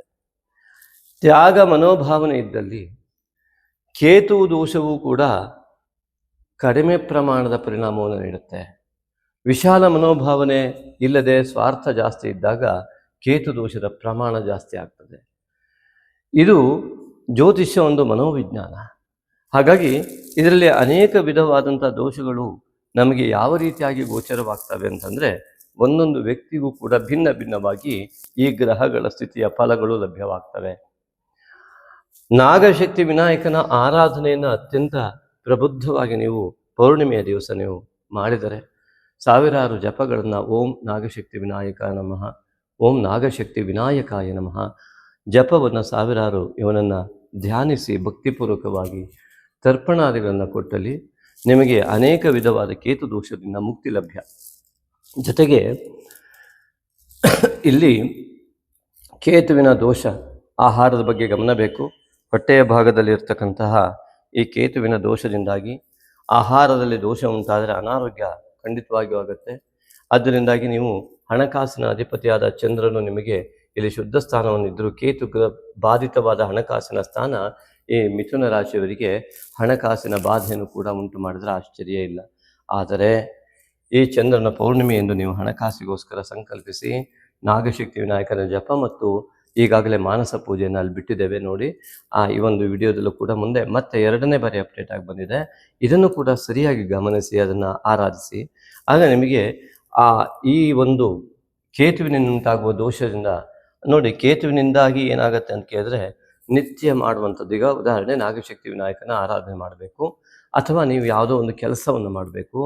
ಅದು ನಿತ್ಯ ಮಾಡಿದಾಗ ಅದು ತನ್ನ ಕೆಲಸವನ್ನು ಫಲವನ್ನು ಕೊಡುತ್ತೆ. ಆ ನಿತ್ಯ ಮಾಡುವಂಥ ಪರಿಪಾಯಿ ಇದೊಂದು ದಿವಸ ಬಿಟ್ಟರೆ ಓಕೆ ಆಯಿತು, ಏನು ತೊಂದರೆ ಇಲ್ಲ, ನಾಳೆ ಮಾಡೋಣ ಅನ್ನುವಂಥ ಮನೋಭಾವನೆ ಬರುತ್ತಲ್ಲ, ಅದೇ ಕೇತು ದೋಷ. ಸಂಪೂರ್ಣವಾಗಿ ಆ ಉತ್ತಮ ಫಲದಿಂದ ನಿಮ್ಮನ್ನು ವಂಚಿತ ಮಾಡುವಂಥ ವ್ಯವಸ್ಥೆಯನ್ನು ಕೇತು ಮಾಡುತ್ತೆ. ಆದ್ದರಿಂದಾಗಿ ನೀವು ಈ ನಾಗಶಕ್ತಿ ವಿನಾಯಕನ ಆರಾಧನೆ ಇರ್ಬೋದು, ನೀವು ಮಾಡುವ ಕೆಲಸ ಇರ್ಬೋದು, ಅದಕ್ಕೆಲ್ಲ ಮೊದಲು ಈ ಕೇತುವಿನಿಂದ ಬಾಧಿತವಾಗುವ ಮನೆ ಆಗಿರೋದ್ರಿಂದ ಇಲ್ಲಿ ರಾಹುವಿನಿಂದ ಬಾಧಿತನಾಗುವ ಬುಧ ಇದ್ದಾನೆ. ಇವನೇನು ಮಾಡ್ತಾನೆ, ಈ ರಾಹುವಿನ ಒಂದು ದೃಷ್ಟಿಯ ಒಂದು ವ್ಯವಸ್ಥೆಯಿಂದಾಗಿ ಕೇತು ಬಾಧಿತವಾದಂತಹ ಈ ರಾಶಿ ಮತ್ತು ರಾಶಿಧಿಪತಿಯಾದಂತಹ ಬುಧನು ರಾಹುಗ್ರಸ್ತನಾಗಿಂದ ರಾಹು ಕೇತುವಿನ ಪ್ರಬಲ ಒಂದು ಪರಿಣಾಮಕ್ಕೆ ಬುಧ ಇದ್ದಾನೆ. ಹಾಗಾಗಿ ಆ ರಾಶಿ ಮತ್ತು ಆ ರಾಶಿ ಅಧಿಪತಿ ಇಬ್ಬರೂ ಕೂಡ ರಾಹು ಕೇತುವಿನ ಪ್ರಬಲ ಪರಿಣಾಮಕ್ಕೆ ಇದ್ದಾರೆ. ಆದ್ದರಿಂದಾಗಿ ನಿಮ್ಮ ನಿರ್ಣಯಗಳಲ್ಲಿ ಗೊಂದಲಗಳು, ಅನೇಕ ವಿಧದ ಉದ್ಯೋಗದಲ್ಲಿ ಹಿನ್ನಡೆ ಇತ್ಯಾದಿಗಳು ಎಲ್ಲವೂ ಆಗುತ್ತೆ. ಅಸ್ಥಿರವಾದ ಈ ಜಗತ್ತಿನಲ್ಲಿ ನಿಮ್ಮ ಉದ್ಯೋಗವೂ ಕೂಡ ಅಸ್ಥಿರತ್ವದ ಪೀಡೆಯನ್ನು ಉಂಟು ಮಾಡುತ್ತೆ. ಅನೇಕರಿಗೆ ಅಸ್ಥಿರತ್ವವನ್ನು ಉಂಟು ಮಾಡಿಬಿಡುತ್ತೆ, ಅನೇಕರಿಗೆ ಅಸ್ಥಿರತ್ವದ ಬಾಧೆ ಕಾಡ್ತಾ ಇರ್ತದೆ. ಮುಂದೆ ನನ್ನ ಉದ್ಯೋಗ ಏನಾಗೋಗುತ್ತೋ ಏನು ಅಂತ. ಹಾಗಾಗಿ ಇದಕ್ಕೆಲ್ಲ ಯಾವ ರೀತಿಯಾದ ನಿರ್ಣಯ ತೆಗೆದುಕೊಳ್ಬೇಕು ಅಂದರೆ ನಿಮ್ಮ ಜಾತಕ ಮತ್ತು ಪ್ರಶ್ನೆ ಆಧಾರ ಕೂಡ ಮುಖ್ಯ ಆಗುತ್ತೆ. ಜೊತೆಗೆ ಆಂಜನೇಯನ ಆರಾಧನೆ ತುಂಬ ಮುಖ್ಯವಾಗಿ ಕಾಣಬರುತ್ತೆ. ಬುಧನ ದೋಷ ನಿವಾರಣೆಗಾಗಿ, ಬುಧನ ಪ್ರಾಬಲ್ಯತೆಗಾಗಿ ಆಂಜನೇಯನ ಆರಾಧನೆ ಬೇಕು. ಆಗ ಈ ಒಂದು ನಾಗಶಕ್ತಿ ವಿನಾಯಕನ ಆರಾಧನೆಯನ್ನು ಮಾಡ್ತಾ ಬಂದರೆ ನಿಮಗೆ ಟೈಮ್ ಸೆನ್ಸನ್ನು ಹಾಳು ಮಾಡುವಂಥ ವ್ಯವಸ್ಥೆ ರಾಹುವಿನಿಂದ ಉಂಟಾಗುತ್ತೆ. ಚಂಚಲತೆಯನ್ನು ಉಂಟು ಮಾಡುತ್ತೆ ಬುದ್ಧಿಗೆ ಮತ್ತು ಮನಸ್ಸಿಗೆ. ಹಾಗಾಗಿ ಆ ಚಂಚಲತೆ ನಿಮ್ಮ ಟೈಮ್ ಸೆನ್ಸನ್ನು ದಿನ ಒಂದೇ ಸಮಯಕ್ಕೆ ಬರೋದನ್ನು ಮತ್ತೆ 10 ನಿಮಿಷ ವಿಳಂಬ ಮಾಡೋದು, ಅಥವಾ 1 ಗಂಟೆ ವಿಳಂಬ ಮಾಡೋದು, ಒಂದು ದಿವಸವನ್ನೇ ವಿಳಂಬ ಮಾಡೋದು ಈ ಕೇತು ಮಾಡ್ತಾನೆ. ಒಂದು ದಿನದಲ್ಲಿ ನಿತ್ಯ ಆ ವ್ಯತ್ಯಾಸವನ್ನು ರಾಹು ಮಾಡ್ತಾನೆ. ಇದರ ದೋಷ ನಿವಾರಣೆಗೆ ದೃಢವಾದ ಸಂಕಲ್ಪದೊಂದಿಗೆ ಮಾನಸಿಕವಾಗಿ ನಾಗಶಕ್ತಿ ವಿನಾಯಕನ ಮಾನಸ ಪೂಜೆಯನ್ನು ಮಾಡಿ. ಇದು ನಿಮಗೆ ತುಂಬ ಒಳ್ಳೆಯ ಫಲವನ್ನು ಮಾಡಿ ನೋಡಿದವರು ಈಗಾಗಲೇ ನಮಗೆ ರಿಪೋರ್ಟ್ ಕೊಡ್ತಾ ಇದ್ದಾರೆ. ನಾವು ಕೇವಲ 2 ತಿಂಗಳಿಂದ ಇದನ್ನು ಬಿಡ್ತಾ ಇದ್ದೇವೆ, ಈ ರೀತಿ ಮಾಡಿ ಅಂತ. ಈಗಾಗಲೇ ಒಳ್ಳೆಯ ಒಂದು ಫೀಡ್ಬ್ಯಾಕ್ ಕೂಡ ಬಂದಿದೆ. ಅವರು ಸಂಪೂರ್ಣವಾಗಿ ತಮ್ಮ ಮಾನಸಿಕ ಹಿಡಿತ, ಬೌದ್ಧಿಕ ಹಿಡಿತದ ಜೊತೆಗೆ ನಿರ್ಣಯಗಳನ್ನು ಉತ್ತಮವಾಗಿ ತೆಗೆದುಕೊಳ್ಳುವಲ್ಲಿ ಯಶಸ್ವಿ ಆಗ್ತಾ ಇದ್ದಾರೆ. ಹಾಗೆ ನೀವು ಕೂಡ ಆಗಿ ಅಂತ ನಾವು ನಿಮ್ಮಲ್ಲಿ ಪ್ರಾರ್ಥನೆ ಮಾಡಿಕೊಳ್ತೇವೆ. ಅದೇ ರೀತಿಯಾಗಿ ಈ ಒಂದು ಕೇತು ಅಧ್ಯಾತ್ಮಕಾರಕನಾಗಿದ್ದರಿಂದ, ಗುರುವು ಪುಣ್ಯಕಾರಕನಾಗಿದ್ದರಿಂದ ಈ ಒಂದು ಸಮಯ ನಿಮಗೆ ಮಾಡುವ ದಾನ ಇದೆಯಲ್ಲ, ಇದು ನಿಮ್ಮ ಅತ್ಯಂತ ಕುಟುಂಬವನ್ನು, ಕುಲವನ್ನು ಭಕ್ತಿಪೂರ್ವಕವಾಗಿ ಮಾಡುವ 1 ರೂಪಾಯಿ ಇದ್ದರೂ ಕೂಡ ಅದು ನಿಮ್ಮ ಮನಸ್ಸಿಗೆ ಪ್ರೇರಣೆ ಆದಷ್ಟು ನಾಗಶಕ್ತಿ ವಿನಾಯಕನ ಒಂದು ದೇವಾಲಯದ ನಿರ್ಮಾಣ ಆಗ್ತಾ ಇದೆ. ಅದಕ್ಕೆ ನೀವು ದಾನ ಮಾಡೋದಕ್ಕೆ ಅವಕಾಶ ಇದೆ. ಮನಃಪೂರ್ವಕವಾಗಿ ದಾನ ಮಾಡುವುದಿದ್ದರೆ ಮಾತ್ರ ಅವಕಾಶವಿದೆ. ಇದು ಮತ್ತೆ ನಾವು ಹೇಳ್ತಾ ಇದ್ದೀವಿ. ಭಕ್ತಿಪೂರ್ವಕವಾಗಿ ನೀವು ಮಾಡುವಂಥ ಚಿಂತನೆ ನಿಮ್ಮಲ್ಲಿದ್ದರೆ ನಿಮ್ಮ ಕುಲವೇ ಉದ್ಧಾರವಾಗುವಂಥ, ನೀವು ಮಾಡುವ 1 ರೂಪಾಯಿ ದಾನ ಕೂಡ ಭಕ್ತಿಯಿಂದ ನೀಡಿದಾಗ, ಭಕ್ತಿಯಿಂದ ಇಲ್ಲದ, ನಿನ್ನೆ ಬಂದವರೊಬ್ಬರು ಹೇಳಿದ್ರು, ಕೊಟ್ಟೂರೇಶ್ವರನ ಸನ್ನಿಧಾನಕ್ಕೆ ಹೋದಾಗ ಅಲ್ಲಿ ಒಬ್ಬ ವೃದ್ಧ ಚಾಕ್ಲೇಟನ್ನು ದಾನ ಮಾಡ್ತಾ ಇದ್ದಂತೆ. ಎಂತಹ ಒಂದು ವ್ಯವಸ್ಥೆ ನೋಡಿ. ಇವರಿಗೆ 10 ವರ್ಷದ ಹಿಂದಿನ ಘಟನೆ ಇವತ್ತಿಗೂ ನೆನಪಲ್ಲಿದೆ. ಎಷ್ಟು ಖುಷಿ ಆಯಿತು ಅವ್ರ ಮನಸ್ಸಿಗೆ ಅಂತಂದರೆ ಅದನ್ನು ನಿನ್ನೆ ನನ್ನ ಹತ್ರ ಹಂಚ್ಕೊಳ್ತಾ ಇದ್ರು. ಕೋಟಿಗಟ್ಟಲೆ ಇದ್ದವರು ಸಾವಿರಾರು ಜನಕ್ಕೆ ಅನ್ನದಾನ ಮಾಡ್ತಾರೆ, ಮಹಾಪುಣ್ಯವನ್ನು ಪಡೆದ್ರು ಅಂತ ತಿಳ್ಕೊಳ್ತಾರೆ. ಆದರೆ ಭಕ್ತಿಪೂರ್ವಕವಾಗಿ ನೀಡಿದ್ರು ಅಂತ ಯಾರೂ ಕೂಡ ಯೋಚನೆ ಮಾಡಲ್ಲ. ಭಗವಂತ ಮಾತ್ರ ನೋಡ್ತಾ ಇರ್ತಾನೆ. ಈ ವ್ಯಕ್ತಿ ಆ ವಯಸ್ಸಾದ 70 ವರ್ಷದ ಅಜ್ಜನಲ್ಲಿ ಹೋಗಿ ಕೇಳ್ತಾರೆ, ಚಾಕ್ಲೇಟ್ ಯಾಕೆ ಕೊಡ್ತಾ ಇದ್ದೀರಾ ಅಂತ ಕೇಳಿದ್ದಾರೆ. ಹಾಗೆ ಏನು ಮಾಡೋದು, ನಾನು ತುಂಬ ಬಡವ, ಆದರೆ ನಂಗೆ ದಾನ ಮಾಡಬೇಕು ಅಂತ ಮನಸ್ಸಿದೆ, ನನಗೆ ಅದರಲ್ಲಿ ಸಂತೋಷ ಕಾಣುತ್ತೆ. ಯಾಕೆಂದರೆ ಇದನ್ನು ಕೊಟ್ಟಾಗ ಅವರು ಪ್ರೀತಿಯಿಂದ ಸ್ವೀಕರಿಸ್ತಾರಲ್ಲ, ಅದಕ್ಕಿಂತ ದೊಡ್ಡ ಪುಣ್ಯ ಯಾವುದಿದೆ ಅಂತ ಕೇಳಿದ್ದಾರೆ. ಇದು ಇವರ ಮನಸ್ಸಿನಲ್ಲಿ ಕೂತು ಹೋಗಿದೆ. ಅಲ್ಲ, ಕೋಟಿಗಟ್ಟಲೆ ಅನ್ನದಾನ ಮಾಡೋರು ದುಡ್ಡಿದ್ದವರು ಮಾಡ್ತಾರೆ, ಅದು ಎಷ್ಟು ಭಕ್ತಿಯಿಂದ ಮಾಡ್ತಾರೆ ಗೊತ್ತಿಲ್ಲ. ಏನೂ ಇಲ್ಲದವ ಚಾಕ್ಲೇಟ್ ತಂದು ಹಂಚ್ತಾ ಇದ್ನಲ್ಲ, ಇದು ನನ್ನ ಮನಸ್ಸಿನಲ್ಲಿ ಕೂತ್ಕೊಂಡ್ಬಿಡ್ತು ಅಂತ ಹೇಳಿದ್ರು. ಅಂದರೆ ಈ ಭಕ್ತಿಪೂರ್ವಕವಾದ ₹1 ನಿಮ್ಮ ಅಂದರೆ ₹100 ಒಂದು ದಿನಕ್ಕೆ ನೀವು ಗಳಿಸ್ತೀರಾ ಅಂತ ಆದರೆ, ಆ ₹100 ದಾನ ಮಾಡ್ತೀರಾ ಅಂದರೆ ನಿಮ್ಮ ಜೀವಮಾನದ ಒಂದು ದಿವಸದ ಒಂದು ಆಯುಷ್ಯನ ನೀವು ದಾನ ಮಾಡಿದಾಗೆ. ಹಾಗಾಗಿ ಅದು ಭಕ್ತಿಪೂರ್ವಕವಾಗಿ ಕೊಟ್ಟಾಗ ನಿಮ್ಮ ಜೀವನ ಸಾರ್ಥಕ ಆಗುವುದರ ಜೊತೆಗೆ ನಿಮ್ಮ ಕುಲ ಉದ್ಧಾರವಾಗುತ್ತೆ. ಆದ್ದರಿಂದಾಗಿ ನಿಮ್ಮ ಮಕ್ಕಳ ಏಳುಗತಿಗೆ, ಎಲ್ಲ ದೋಷ ನಿವಾರಣೆಗೆ ಪರಿಹಾರ ಮಾರ್ಗ ಸಿಗಲಿಕ್ಕಾಗಿಯೋ, ನಿಮ್ಮ ಜೀವನದ ಉನ್ನತಿಗಾಗಿಯೋ, ನಿಮ್ಮ ವಿಶಾಲ ಮನೋಭಾವನೆಯಿಂದಾಗಿ ಈ ವಿಡಿಯೋವನ್ನು ಶೇರ್ ಮಾಡುವುದೊಂದೇ ಅಲ್ಲ, ನೀವು ದಾನವನ್ನು ಕೂಡ ಮಾಡಲಿಕ್ಕೆ ನಾವು ಅವಕಾಶ ಕೊಟ್ಟಿದ್ದೇವೆ. ವಿಡಿಯೋವನ್ನು ಕೊನೆಯವರೆಗೆ ನೋಡಿ. ಮಿತ್ರರೇ, ಈ ಒಂದು ಮಿಥುನ ರಾಶಿಯಿಂದ ದ್ವಿತೀಯಾಧಿಪತಿಯಾದ ಚಂದ್ರನು ಚತುರ್ಥದಲ್ಲಿ ಪೌರ್ಣಿಮೆಯನ್ನು ಮತ್ತು ದಶಮದಲ್ಲಿ ಅಮಾವಾಸ್ಯೆಯನ್ನು ಆ ಒಂದು ಕಾಲಘಟ್ಟದ ಭೌಗೋಳಿಕ ಒಂದು ಘಟನೆಗೆ ಕಾರಣನಾಗ್ತಾನೆ.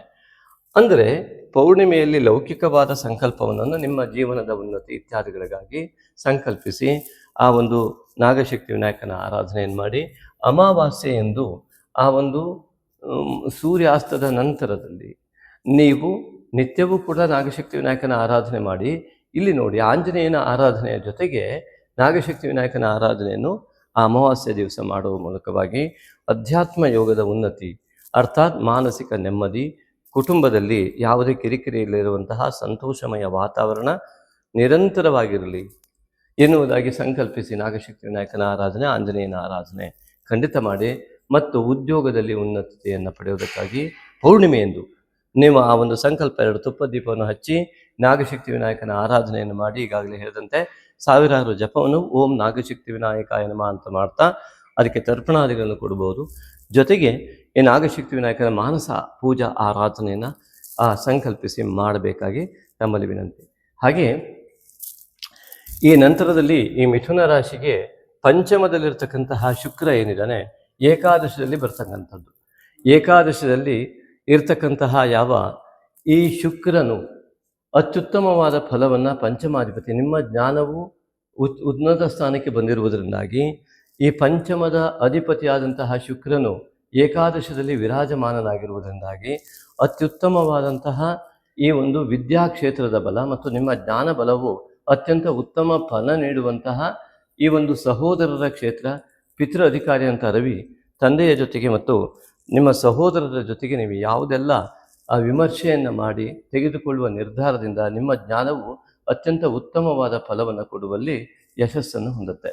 ಇನ್ನು ಮಿಥುನ ರಾಶಿಯವರಿಗೆ ಈ ಒಂದು ಷಷ್ಠಾಧಿಪತಿ ಆದಂತಹ ಕುಜನು ಇಲ್ಲಿ ರಾಶಿಯಾಧಿಪತಿಯ ಜೊತೆಗೆ ಇರುವುದರಿಂದ ಈ ಕುಜನಿಂದ ಆಗಿರುವಂತಹ ರಜೋತತ್ವದಿಂದ ನಿಮ್ಮ ಸಿಟ್ಟಿನ ಅಥವಾ ದುಡುಕಿನ ನಿರ್ಧಾರಗಳು ಶತ್ರುತ್ವವನ್ನು ನಿಮ್ಮ ಮಾತಿನ ಮೂಲಕ ಉಂಟು ಮಾಡುವ ಯೋಗವನ್ನು ಹೊಂದಿದೆ.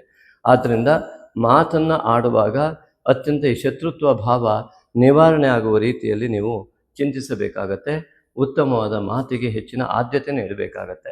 ಸಪ್ತಮಾಧಿಪತಿಯಾದಂಥ ಗುರುವು ರಾಶಿಯಲ್ಲಿಯೇ ವಿರಾಜಮಾನನಾಗಿದ್ದರಿಂದಾಗಿ ಈ ಸಪ್ತಮದ ಅಧಿಪತಿಯು ಗುರುವು ಅತ್ಯಂತ ಜ್ಞಾನಕಾರಕನಾಗಿ ದಶಮಾಧಿಪತಿಯಾಗಿಯೂ ಕೂಡ ಇರುವುದರಿಂದ ಪತಿ ಪತ್ನಿಯರ ಮಧ್ಯದಲ್ಲಿ ಉತ್ತಮ ಸಾಮರಸ್ಯತೆ ಮತ್ತು ಅತ್ಯುತ್ತಮವಾದ ಉದ್ಯೋಗದ ಯೋಗ ಮತ್ತು ಅತ್ಯಂತ ಪರಸ್ಪರರು ಚಿಂತಿಸಿ ತೆಗೆದುಕೊಂಡ ನಿರ್ಣಯಗಳು ಪರಿವರ್ತನಾ ಗುರುಬುಧ ಪರಿವರ್ತನಾ ಯೋಗದಿಂದಾಗಿ ಇಬ್ಬರ ಒಂದು ದೈವ ಬಲದ ಪರಿಣಾಮದಿಂದಾಗಿ ಅತ್ಯುತ್ತಮವಾದ ಜೀವನದ ಅತಿ ದೊಡ್ಡ ಸಾಧನೆಯ ಜೊತೆಗೆ ಮನಸ್ಸಿನಲ್ಲಿ ಅಂದುಕೊಂಡಂತಹ ಸಂಕಲ್ಪ ನೆರವೇರಲಿಕ್ಕೆ ಅವಕಾಶ ಆಗಿ ಅಮಾವಾಸ್ಯೆಯ ದಿನ ನಿಮ್ಮ ನಾಗಶಕ್ತಿ ವಿನಾಯಕನ ಆರಾಧನೆಯನ್ನು ಮತ್ತು ಆಂಜನೇಯನ ಮತ್ತು ದುರ್ಗಿಯ ಆರಾಧನೆಯನ್ನು ಮಾಡುವುದರಿಂದಾಗಿ ನಿಮ್ಮ ಸಂಕಲ್ಪಿತ ಆ ಸಂಪೂರ್ಣ ಫಲಗಳು ಲಭ್ಯವಾಗುವಂತಹ ಯೋಗಗಳು ಕಂಡುಬರ್ತವೆ. ಅದೇ ರೀತಿಯಾಗಿ ಈ ಒಂದು ರಾಶಿಯಿಂದ ಅಷ್ಟಮಾಧಿಪತಿಯಾದ ಶನೈಶ್ವರನು ದಶಮದಲ್ಲಿ ಕಂಟಕಾದಿಗಳ ನಿವಾರಣೆಗಳು ಕಂಡರೂ ಕೂಡ ಶನಿ ಕುಜರ ಯುತಿಯಿಂದಾಗಿ ಅನೇಕ ವಿಧವಾದಂತಹ ಅನೇಕರಿಗೆ ರಕ್ತ ದೌರ್ಬಲ್ಯತೆ ಅರ್ಥಾತ್ ಹಿಮೋಗ್ಲೋಬಿನ್ ಇತ್ಯಾದಿಗಳು ಕಡಿಮೆ ಆಗುವಂಥದ್ದು, ರಕ್ತಹೀನತೆ ಇತ್ಯಾದಿಗಳು ಇದ್ದಲ್ಲಿ ಅದರ ಬಗ್ಗೆ ಹೆಚ್ಚಿನ ಗಮನ ಕೊಡಬೇಕಾದ ಅಗತ್ಯ ಇರ್ತದೆ. ಹಾಗೆಯೇ ಈ ಒಂದು ಶನೈಶ್ವರನು ಭಾಗ್ಯಾಧಿಪತಿ ಆಗಿದ್ದರಿಂದಾಗಿ ಕುಲದೇವರ ಆರಾಧನೆಯ ಫಲಗಳು, ಪಿತೃವರ್ಗದ ಆರಾಧನೆಯ ಫಲಗಳು ಸಿಗುವಂತಹ ಮಹಾಯೋಗ ಕೂಡ ಈ ಒಂದು ದಶಮದಲ್ಲಿರ್ತಕ್ಕಂಥ ಭಾಗ್ಯಾಧಿಪತಿಯಿಂದ ಲಭ್ಯ ಆಗುತ್ತೆ. ಆದರೆ ಭಾಗ್ಯಸ್ಥಾನದಲ್ಲಿ ಕುಳಿತಂತಹ ರಾಹುವಿನಿಂದಾಗಿ ಈ ಒಂದು ಉತ್ತಮವಾದ ಫಲವು ವಂಚಿತವಾಗುವಂತಹ ಯೋಗಗಳು ಅನೇಕರು ಪಡಿತಾರೆ. ಆ ಯೋಗಗಳನ್ನು ಪಡಿತಾರೆ. ಅದಕ್ಕಾಗಿ ಈ ಹಿಂದೆ ಹೇಳಿದಂತಹ ನಾಗಶಕ್ತಿ ವಿನಾಯಕನ ಆರಾಧನೆಯನ್ನು ಮಾಡಿದಾಗ ಮತ್ತು ಅದರ ಮೂಲಕವಾಗಿ ಕುಲದೇವತಾ ಆರಾಧನೆಯನ್ನು ಮಾಡಿದಾಗ ಕುಲದೇವರ ಬಲ ಎನ್ನುವುದು ನಿಮಗೆ ಲಭ್ಯವಾಗುವ ಮೂಲಕ ನಿಮ್ಮ ಕಾರ್ಯಸಿದ್ಧಿ ಆಗತ್ತೆ. ನಿಮ್ಮ ಕಾರ್ಯಸಿದ್ಧಿಗೆ ಅಡ್ಡಿ ಆಗ್ತಕ್ಕಂಥದ್ದೇ ಈ ಒಂದು ರಾಹು ದೋಷವಾಗಿ ಇಲ್ಲೂ ಕಂಡು ಬರುತ್ತೆ. ರಾಷ್ಟ್ರಾಧಿಪತಿಯಾದ ಬುಧನು ನಿರ್ಣಯವನ್ನು ಬದಲಾಯಿಸುವಂತೆ ಮಾಡಿ, ಉತ್ತಮ ನಿರ್ಣಯದಿಂದ ವಂಚಿತವಾಗುವಂತೆ ಮಾಡಿ, ಆ ನಿರ್ಣಯ ನಿಮಗೆ ಫಲ ಸಿಗದಂತೆ ಮಾಡುವಂತಹ ಲಕ್ಷಣಗಳಿಂದ ರಾಹು ಕೊಡುವುದರಿಂದಾಗಿ ನಿಮ್ಮ ನಿರ್ಧಾರಗಳು ತಪ್ಪಿ ಹೋಗುವ ಲಕ್ಷಣಗಳಿರುವುದರಿಂದಲೇ ನಿಮ್ಮ ಸಂಕಲ್ಪ ದೃಢವಾಗಿದ್ದು ನಾಗಶಕ್ತಿ ವಿನಾಯಕನ ಆರಾಧನೆಯನ್ನು ದೃಢವಾಗಿ ಮನಸ್ಸಿನಿಂದ ಮಾಡ್ತಾ ಬಂದರೆ, ಭಕ್ತಿಪೂರ್ವಕ ಮಾಡಿದಾಗ ನಿರ್ಣಯಗಳು ಸರಿಯಾಗಿ ಹೊಂದಿ ಉತ್ತಮ ಫಲ ಲಭ್ಯವಾಗುವ ಲಕ್ಷಣಗಳು ಇಲ್ಲಿ ಕಂಡು ಬರುತ್ತೆ. ಇನ್ನು ಮಿಥುನ ರಾಶಿಯವರಿಗೆ ಏಕಾದಶದಲ್ಲಿ ಉಚ್ಚನಾದಂತಹ ರವಿ ತೃತೀಯಾಧಿಪತಿಯಾಗಿ ಬಂದಿರುವಂಥದ್ದು ಅತ್ಯುತ್ತಮವಾದ ದೊಡ್ಡ ಲಾಭವನ್ನು ಕೊಡುವಂಥದ್ದು. ಯಾವ ಸರ್ಕಾರಿ ಉದ್ಯೋಗಗಳಿರ್ಬೋದು ಅಥವಾ ಅದಕ್ಕೆ ಸಂಬಂಧಪಟ್ಟಂತೆ ಯಾವುದೇ ಇದರಲ್ಲಿ, ಮತ್ತು ಪಿತೃವರ್ಗದ ಆಶೀರ್ವಾದ, ತಂದೆಯ ಆಸ್ತಿ ಇತ್ಯಾದಿಗಳು ಎಲ್ಲವೂ ಕೂಡ ಅತ್ಯುತ್ತಮವಾಗಿ ಲಭ್ಯವಾಗುವ ಮಹಾಯೋಗ ಈ ಒಂದು ರಾಷ್ಟ್ರಾಧಿಪತಿಯು ಏಕಾದಶದಲ್ಲಿ ಉಚ್ಚ ಸ್ಥಾನದಲ್ಲಿ ಬಂದಿದ್ದರಿಂದಾಗಿ ರಾಷ್ಟ್ರಾಧಿಪತಿಯನ್ನ ಜೊತೆಗೆ ಬಂದು ನಂತರದಲ್ಲಿ ತೃತೀಯಾಧಿಪತಿ ಅಂತ ರವಿ ಈ ಒಂದು ಸಹೋದರರ ಇತ್ಯಾದಿಗಳ ಸಹಕಾರ ಇದ್ದಲ್ಲಿ ಅತ್ಯುತ್ತಮವಾದ ಫಲವನ್ನು ಲಭ್ಯವಾಗುವಂಥ ಯೋಗವನ್ನು ಪಡಿತೀರಾ. ಆದ್ದರಿಂದಾಗಿ ಮಿಥುನ ರಾಶಿಯವರು ವ್ಯಯಾಧಿಪತಿ ಶುಕ್ರನೂ ಏಕಾದಶದಲ್ಲಿರುವುದರಿಂದ ಕೆಲವರ ನಿರ್ಣಯಗಳು ತಪ್ಪಿದಾಗ ಈ ಒಂದು ಸಾಲಬಾಧೆಗೆ ಒಳಗಾಗುವ ಯೋಗ ಇದೆ. ಆದರೆ ಸಾಲಬಾಧೆಯಿಂದ ಹೊರಬರುವ ಯೋಗವು ಕೂಡ ಇದೇ ಶುಕ್ರನಿಂದ ಲಭ್ಯವಾಗುತ್ತೆ. ಆದರೆ ನೀವು ದೇವಿಯ ಆರಾಧನೆ ಮತ್ತು ಈಗಾಗಲೇ ಹೇಳಿದಂಥ ಆರಾಧನೆಯನ್ನು ಸರಿಯಾಗಿ ಸಂಕಲ್ಪಿಸಿ ಮಾಡಿದಾಗ ಸಂಪೂರ್ಣವಾಗಿ ಒಳ್ಳೆಯ ಫಲಗಳು ಖಂಡಿತವಾಗಿ ಲಭ್ಯವಾಗುತ್ತೆ. ಆದ್ದರಿಂದಾಗಿ ಯಾವುದೇ ಕಾರಣಕ್ಕೂ ಕೂಡ ಮಿಥುನ ರಾಶಿಯವರು ಈ ಹಿಂದೆ ಹೇಳಿದಂತೆ ನಿಮ್ಮ ಉತ್ತಮವಾದ ಫಲವನ್ನು ಪಡೆಯುವುದಕ್ಕಾಗಿ ಅನೇಕ ವಿಧವಾದ ಮಾರ್ಗಗಳು ನಿಮಗೆ ಖಂಡಿತವಾಗಿ ಗುರುವಿನಿಂದ ಲಭ್ಯವಾಗಿಯೇ ಆಗುತ್ತೆ. ಅಂತಹ ಉತ್ತಮ ಫಲವನ್ನು ಪಡೀರಿ. ಹಾಗಾಗಿ ಆದಷ್ಟು ನಿಮ್ಮಂತೆ ಅನೇಕರಿಗೆ ಈ ಮಾಹಿತಿ ಹೋಗುವ ಮೂಲಕ ಅವರ ಜೀವನವು ಕೂಡ ಒಳಿತಾಗಲಿ ಎನ್ನುವ ವಿಶಾಲ ಮನೋಭಾವನೆಯನ್ನು ಹೊಂದಿದಂತಹ ನಿಮ್ಮ ಉತ್ತಮ ಸಂಸ್ಕಾರಕ್ಕೆ ನಾವು ಧನ್ಯವಾದಗಳನ್ನು ಹೇಳ್ತೇವೆ. ಉತ್ತಮವಾದ ಕಾಮೆಂಟ್ ನಿಮ್ಮ ಸಂಸ್ಕಾರವನ್ನು ತೋರಿಸುತ್ತೆ. ಅದೇ ರೀತಿಯಾಗಿ ಕಾಮೆಂಟನ್ನು ದಯವಿಟ್ಟು ಮಾಡಿ ನೋಡಿ, ಹಾಗೆ ಹೋಗಬೇಡಿ. ಕಾಮೆಂಟ್ ಮಾಡಿ, ಆನಂತರದಲ್ಲಿ ಲೈಕ್ ಮಾಡಿ, ಶೇರ್ ಮಾಡಿ ಅಂತ ನಾವು ಆತ್ಮೀಯವಾಗಿ ವಿನಂತಿ ಮಾಡಿಕೊಡ್ತೇವೆ. ಹಾಗೆ ಮುಂದೆ ಇರುವಂತಹ 2ನೇ ಬಾರಿ ಅಪ್ಡೇಟ್ ಮಾಡಿದಂತಹ ನಾಗಶಕ್ತಿ ವಿನಾಯಕನ ಪೂಜಾ ಆರಾಧನೆ ಕ್ರಮವನ್ನು ನೋಡಲು ಮರಿಬೇಡಿ. ಆ ಮೂಲಕವಾಗಿ ಜೀವನ ನಿಮ್ಮದು ಅತ್ಯಂತ ಸುಗಮವಾಗಲಿ. ನಮಸ್ತೆ ಮಿತ್ರರೇ, ಫಾಲ್ಗುಣ ಮಾಸದ ಲಕ್ಕಿ ಕಾಮೆಂಟ್ ಸಮಯ. ಈ ಲಕ್ಕಿ ಕಾಮೆಂಟ್ಗೆ ಈ ಬಾರಿ ಸುರೇಶ್ ರಾಮಸ್ವಾಮಿ ಅವರು ಆಯ್ಕೆಯಾಗಿದ್ದಾರೆ. ನಮಸ್ತೆ ಸುರೇಶ್ ರಾಮಸ್ವಾಮಿ ಅವರಿಗೆ ನಮ್ಮ ಆತ್ಮೀಯ ಧನ್ಯವಾದಗಳೊಂದಿಗೆ ತಮ್ಮ ಕಮೆಂಟ್ ಹೀಗಿದೆ: ಎಷ್ಟೇ ಮನಸ್ಸಿಗೆ ನೋವು ಆದರೂ ಬೇಜಾರು ಆಗಬಾರ್ದು ಅಂತ ಹೇಳಿದ್ರಿ, ಆದರೆ ರಿಲೇಟಿವ್ಸ್ನಲ್ಲಿ ಟೋಪಿ ಹಾಕಿ ಆಸ್ತಿ ಹೊಡೆಯೋ ಛತ್ರಿ ಬುದ್ಧಿ ಇರುವವರು ಇದ್ದಾರಲ್ಲ ಗುರುಗಳೇ, ಅವರನ್ನ ಹೇಗೆ ನಿಭಾಯಿಸಬೇಕು ಎಂಬುದಾಗಿ ಕೇಳಿದ್ದೀರಾ. ಮೊದಲನೇ ವಾಕ್ಯ ಎಷ್ಟೇ ಮನಸ್ಸಿಗೆ ನೋವಾದರೂ ನಾವು ಬೇಜಾರಾಗಬಾರ್ದು ಅಂತ ಅರ್ಥ ಅಲ್ಲ. ನಾವು ಬೇಜಾರಾಗೋದಕ್ಕೆ ಕಾರಣ ಮನಸ್ಸಿಗೆ ನೋವಾದಾಗ. ಮನಸ್ಸಿಗೆ ನೋವನ್ನೇ ಮಾಡ್ಕೊಳ್ಬೇಡಿ. ಉದಾಹರಣೆಗೆ ಯಾರೋ ನಮಗೆ ಬೈದರು ಅಥವಾ ಇನ್ನೇನು ಹೇಳಿದ್ರು ಅಂತಾದರೆ ನಾವು ಅದನ್ನು ಸ್ವೀಕರಿಸುವಾಗ ನೋವಿನ ರೂಪದಲ್ಲಿ ನಾವು ಸ್ವೀಕರಿಸಬಾರ್ದು ಎಂಬುದಾಗಿ ನಮ್ಮ ಮಾತಿನ ಅರ್ಥ. ಹೇಗೆ ಅಂತ ಕೇಳಿದರೆ, ಅವರು ನಮ್ಮ ಮನಸ್ಸನ್ನು ನೋಯಿಸುವುದಕ್ಕೆ, ನಮಗೆ ಬೇಸರ ಮಾಡುವುದಕ್ಕಾಗಿಯೇ ಅವರು ಬೈತಾ ಇರ್ತಾರೆ. ಅವರ ಉದ್ದೇಶವನ್ನು ಈಡೇರಿಸುವುದು ನಮ್ಮ ಕರ್ತವ್ಯ ಆಗಬಾರ್ದು. ಅವರ ದುರುದ್ದೇಶವನ್ನು ಈಡೇರಿಸುವುದು ನಮ್ಮ ಕರ್ತವ್ಯ ಆಗಬಾರ್ದು. ನಮ್ಮ ಮನಸ್ಸು ನಮ್ಮ ಅಧೀನದಲ್ಲಿರಬೇಕು. ಅವರ ಉದ್ದೇಶವನ್ನೇ ಈಡೇರಿಸುವುದು, ಅವರು ನಮಗೆ ಬೇಸರ ಆಗಲಿ ನೋವಾಗಲಿ ಅಂತಲೇ ಮಾತನಾಡ್ತಾರೆ. ಅದಿಲ್ಲದಿದ್ದರೆ ಯಾಕೆ ಹಾಗೆ ಮಾತಾಡ್ತಾರೆ? ಆ ಉದ್ದೇಶ ಈಡೇರಿಸುವ ಅನಿವಾರ್ಯತೆ ನಮಗೇನಿರುವುದಿಲ್ಲ. ಆದ್ದರಿಂದಾಗಿ ನಮ್ಮ ಮನಸ್ಸು ನಮ್ಮ ಅಧೀನದಲ್ಲಿದ್ದಾಗ ಅವರ ಉದ್ದೇಶ ವಿಫಲವಾಗ್ತದೆ. ಇದು ಮೊದಲನೇದು. ಎರಡನೇದು, ಈಗ ಉದಾಹರಣೆ, ಅವರು ಬೈದಾಗ ನನಗೆ ಮನಸ್ಸು ನೋವಾಯಿತು ಅಂತಂದರೆ ತಪ್ಪು. ಅವ್ರು ಬೈದರೂ ನನಗೆ ಮನಸ್ಸು ನೋವಾಗಿಲ್ಲ ಅಂದರೆ ನಾನು ಅವರ ಅಧೀನದಲ್ಲಿ ನಾನು ಕೆಲಸ ಮಾಡಿಲ್ಲ, ನನ್ನ ಮನಸ್ಸು ಅತ್ಯಂತ ಸ್ಥಿರತ್ವದಿಂದ ಇದೆ ಅಂತ ಅರ್ಥ. ಹಾಗಾಗಿ ಉದ್ವೇಗಕ್ಕೆ ಒಳಗಾಗುವ ಅಗತ್ಯ ಇಲ್ಲ. ಇನ್ನು ರಿಲೇಟಿವ್ಸ್ನಲ್ಲಿ ಟೋಪಿ ಹಾಕಿ ಆಸ್ತಿ ಹೊಡೆಯೋ ಚಿತ್ರಿ ಬುದ್ಧಿ ಇದ್ದವರಿದ್ದಾರಲ್ಲ ಅಂತ ಒಂದು ವಾಕ್ಯ ಹಾಕಿದ್ರ, ಅದನ್ನು ಹೇಗೆ ನಿಭಾಯಿಸಬೇಕು ಅಂತ 2ನೇ ಪ್ರಶ್ನೆ ಕೂಡ ಕೇಳಿದ್ರ. ಇದರಿಂದ ನಾವು ಕೂಡ ಏನು ಹೊರತಲ್ಲ, ನಾವು ಅದನ್ನು ಸಂಪೂರ್ಣವಾಗಿ ಬಿಟ್ಟು ಬಂದುಬಿಟ್ಟಿದ್ದೀವಿ. ಯಾಕೆಂದರೆ ಅದನ್ನು ಅವರು ನಮಗೆ ಟೋಪಿ ಹಾಕಿದ್ರು ಅನ್ನೋದಕ್ಕಿಂತ ಅದಕ್ಕೆ ಅವರು ನಮಗೆ ಕೊಡುವಷ್ಟು ಯೋಗ್ಯರಲ್ಲ, ಅಷ್ಟೊಂದು ಅರ್ಹತೆಯನ್ನು ಅವರು ಪಡೆದಿಲ್ಲ ಅಂತ ನಾವು ಮೊದಲನೇದಾಗಿ ಅರ್ಥ ಮಾಡ್ಕೊಂಡ್ವಿ. ಎರಡನೇದಾಗಿ, ಅದರ ಜಮೀನು ಅಥವಾ ಆಸ್ತಿಯ ಜೊತೆಗೆ ಅದರ ದೋಷವನ್ನು ಕೂಡ ಕಟ್ಟಿಕೊಂಡು ಅವ್ರು ಹೋಗ್ತಾರೆ ಅನ್ನೋ ಸತ್ಯ ಕೂಡ ನನಗೆ ಅರಿವಿಗೆ ಬಂತು. ಆದರೆ ತಾಯಿ ತಂದೆ ಮಾಡಿದ ಆಸ್ತಿಗೆ ಜೋತು ಬಿದ್ದು ಬದುಕುವ ಚಿಂತನೆಯನ್ನು ಬಿಟ್ಟುಬಿಟ್ರೆ, ಅದರ ಅಗತ್ಯ ಇದ್ದಾಗ ಯೋಗ ಇದ್ರೆ ಅದು ಬಂದೇ ಬರುತ್ತೆ. ಅವ್ರ ಹತ್ರ ಏನೂ ಮಾಡ್ಲಿಕ್ಕೆ ಆಗೋದಿಲ್ಲ. ಯೋಗ ಇಲ್ಲದೇ ಇದ್ದಾಗ ಇಂತಹ ಘಟನೆಗಳು ಘಟಿಸ್ತವೆ. ಯಾವಾಗ ನಮಗೆ ಆ ಯೋಗ ಇಲ್ಲ, ನಮಗೆ ಜಾತಕಾದಿ ಪರಿಶೀಲನೆಯಿಂದ ಅದು ಲಭ್ಯ ಆಗುತ್ತೆ ಕೂಡ. ಎಲ್ಲಿ ಅದು ಯೋಗ ಇಲ್ಲ, ಅದ್ರ ಬಗ್ಗೆ ಆಸೆ ಪಟ್ಟು ಏನೂ ಪ್ರಯೋಜನ ಇಲ್ಲ. ಅದು ಬಂದರೂ ಕೂಡ ಬಂದಂಥ ಹಣದಿಂದ ಅದು ತೊಳೆದು ಹೋಗುವಂಥದ್ದು, ಅದು ಅಷ್ಟು ಕೂಡ ಕೈಯಿಂದ ತಪ್ಪಿ ಹೋಗುವಂಥ ಯೋಗ ಇರ್ತದೆ. ಯಾಕೆಂದರೆ ಅದು ಬರದೇ ಇರುವಂಥ ಯೋಗ ಇದ್ದವರಿಗೆ ಅದು ಬಂದರೂ ಕೂಡ ಅದು ಉಳಿಯೋದಿಲ್ಲ. ಬರುವ ಯೋಗ ಇದ್ದರೆ ಯಾರು ತಡೆದ್ರೂ ಅದು ಬಂದೇ ಬರ್ತದೆ. ಇದು ಮೊದಲನೇ ಅಂಶ. ಎರಡನೇದಾಗಿ, ಯಾವಾಗ ಈ ರೀತಿಯಾದ ಮನೋಸ್ಥಿತಿ ಇದೆಯಲ್ಲ, ಅಂಥವರಿಗೆ ಅದರ ದೋಷವನ್ನು ಕಟ್ಟಿಕೊಳ್ಳುವ ಯೋಗ ಬಂದಾಗಲೇ ಅಂಥ ಮನಸ್ಥಿತಿ ಅವರಿಗೂ ಕೂಡ ಬಂದಿರುತ್ತೆ. ಹಾಗಾಗಿ ಅಂತಹ ಮನಸ್ಥಿತಿಯಿಂದ ತೆಗೆದುಕೊಂಡಂತಹ ಆ ಆಸ್ತಿ ಕೂಡ ಅವರಿಗೂ ಕೂಡ ಅತಿಯಾದ ದೋಷವನ್ನೇ ನೀಡುತ್ತೆ. ದೋಷಯುಕ್ತ ಆಸ್ತಿಗಳು ಮಾತ್ರ ಮಕ್ಕಳಲ್ಲಿ ಇಂತಹ ಒಂದು ಘಟನೆಗಳನ್ನು ಘಟಿಸುವಂತೆ ಮಾಡ್ತದೆ. ಇದು ಎರಡನೇದು. ಮತ್ತು ಇನ್ನೊಂದು, ಅವರನ್ನು ನಿಭಾಯಿಸುವ ಅಗತ್ಯ ಇಲ್ಲ, ನಮ್ಮನ್ನು ನಾವು ನಿಭಾಯಿಸ್ಕೊಂಡ್ರೆ ಸಾಕು. ನಮ್ಮನ್ನು ಹೇಗೆ ನಿಭಾಯಿಸಬೇಕು, ಇಂತಹ ನಮಗೆ ಅನಿವಾರ್ಯತೆ. ನಮಗೆಲ್ಲರೂ ಹೇಳ್ತಾರೆ ಹೋಗಿ ಕೇಳು, ನಮ್ಮ ಹೆಂಡತಿ ಹೇಳ್ತಾಳೆ, ಅವ್ರು ಹೇಳ್ತಾರೆ, ಇವ್ರು ಹೇಳ್ತಾರೆ, ಹೋಗಿ ಕೇಳು, ನೀವೆಂಥವ್ರಿ, ನಿಮಗೊಂದು ಅಲ್ಲಿ ಹೋಗಿ ಕೇಳುವಷ್ಟು ಇದು ಸಾಮರ್ಥ್ಯ ಇಲ್ವಾ, ಈ ರೀತಿಯಾಗಿ ಅನೇಕ ಘಟನೆಗಳು ಘಟಿಸ್ತವೆ. ಆದರೆ ಅದನ್ನು ನಿಭಾಯಿಸುವಂಥದ್ದು ನಮ್ಮಲ್ಲಿ ದೃಢತೆ ಇರಬೇಕು. ಒಂದು ತೆಗೆದುಕೊಳ್ಬೇಕು ಅಂದರೆ ಕಾನೂನಾತ್ಮಕವಾಗಿ ಸರಿಯಾದ ಮಾರ್ಗದಲ್ಲಿ ಹೋಗಬೇಕು. ಇಲ್ಲ ಅಂತಂದರೆ ಅದರ ಬಗ್ಗೆ ಯೋಚನೆಯನ್ನು ಬಿಟ್ಟು ನಮ್ಮ ಸಮಯವನ್ನು ವ್ಯರ್ಥ ಮಾಡಿಕೊಳ್ಳದೆ ಅದಕ್ಕಿಂತ ಹೆಚ್ಚಿನದಾಗಿ ದುಡಿಯುವ ಚಿಂತನೆಯನ್ನು ಮಾಡಬೇಕು. ಹಾಗಾಗಿ ಮಿತ್ರ, ನಿಮಗೆ ನಮ್ಮ ಉತ್ತರ ಸರಿಯಾಗಿ ಸಮಾಧಾನ ತಂತ ಎಲ್ಲೋ ಗೊತ್ತಿಲ್ಲ, ಆದರೆ ನಾವು ಅನುಭವಿಸಿದ ಸತ್ಯವನ್ನು ನಿಮಗೆ ಹೇಳ್ತಾ ಇದ್ದೇವೆ. ಕಾರಣ ಏನು ಅಂದರೆ, ಇವತ್ತು ನಮ್ಮ ತಂದೆ ತಾಯಿಯ ಆಶೀರ್ವಾದ ನಮ್ಮ ಜೊತೆ ಬಂದುಬಿಟ್ಟಿದೆ. ಅದನ್ನು ಯಾರೂ ಕಸಿಯೋದಕ್ಕೆ ಆಗೋದಿಲ್ಲ. ಎಷ್ಟೇ ದುರ್ಬುದ್ಧಿ ಮಾಡಿದರೂ ಅದು ಯಾವ ಕಾರಣಕ್ಕೂ ಅದು ಡಿಲೀಟ್ ಆಗೋದೇ ಇಲ್ಲ.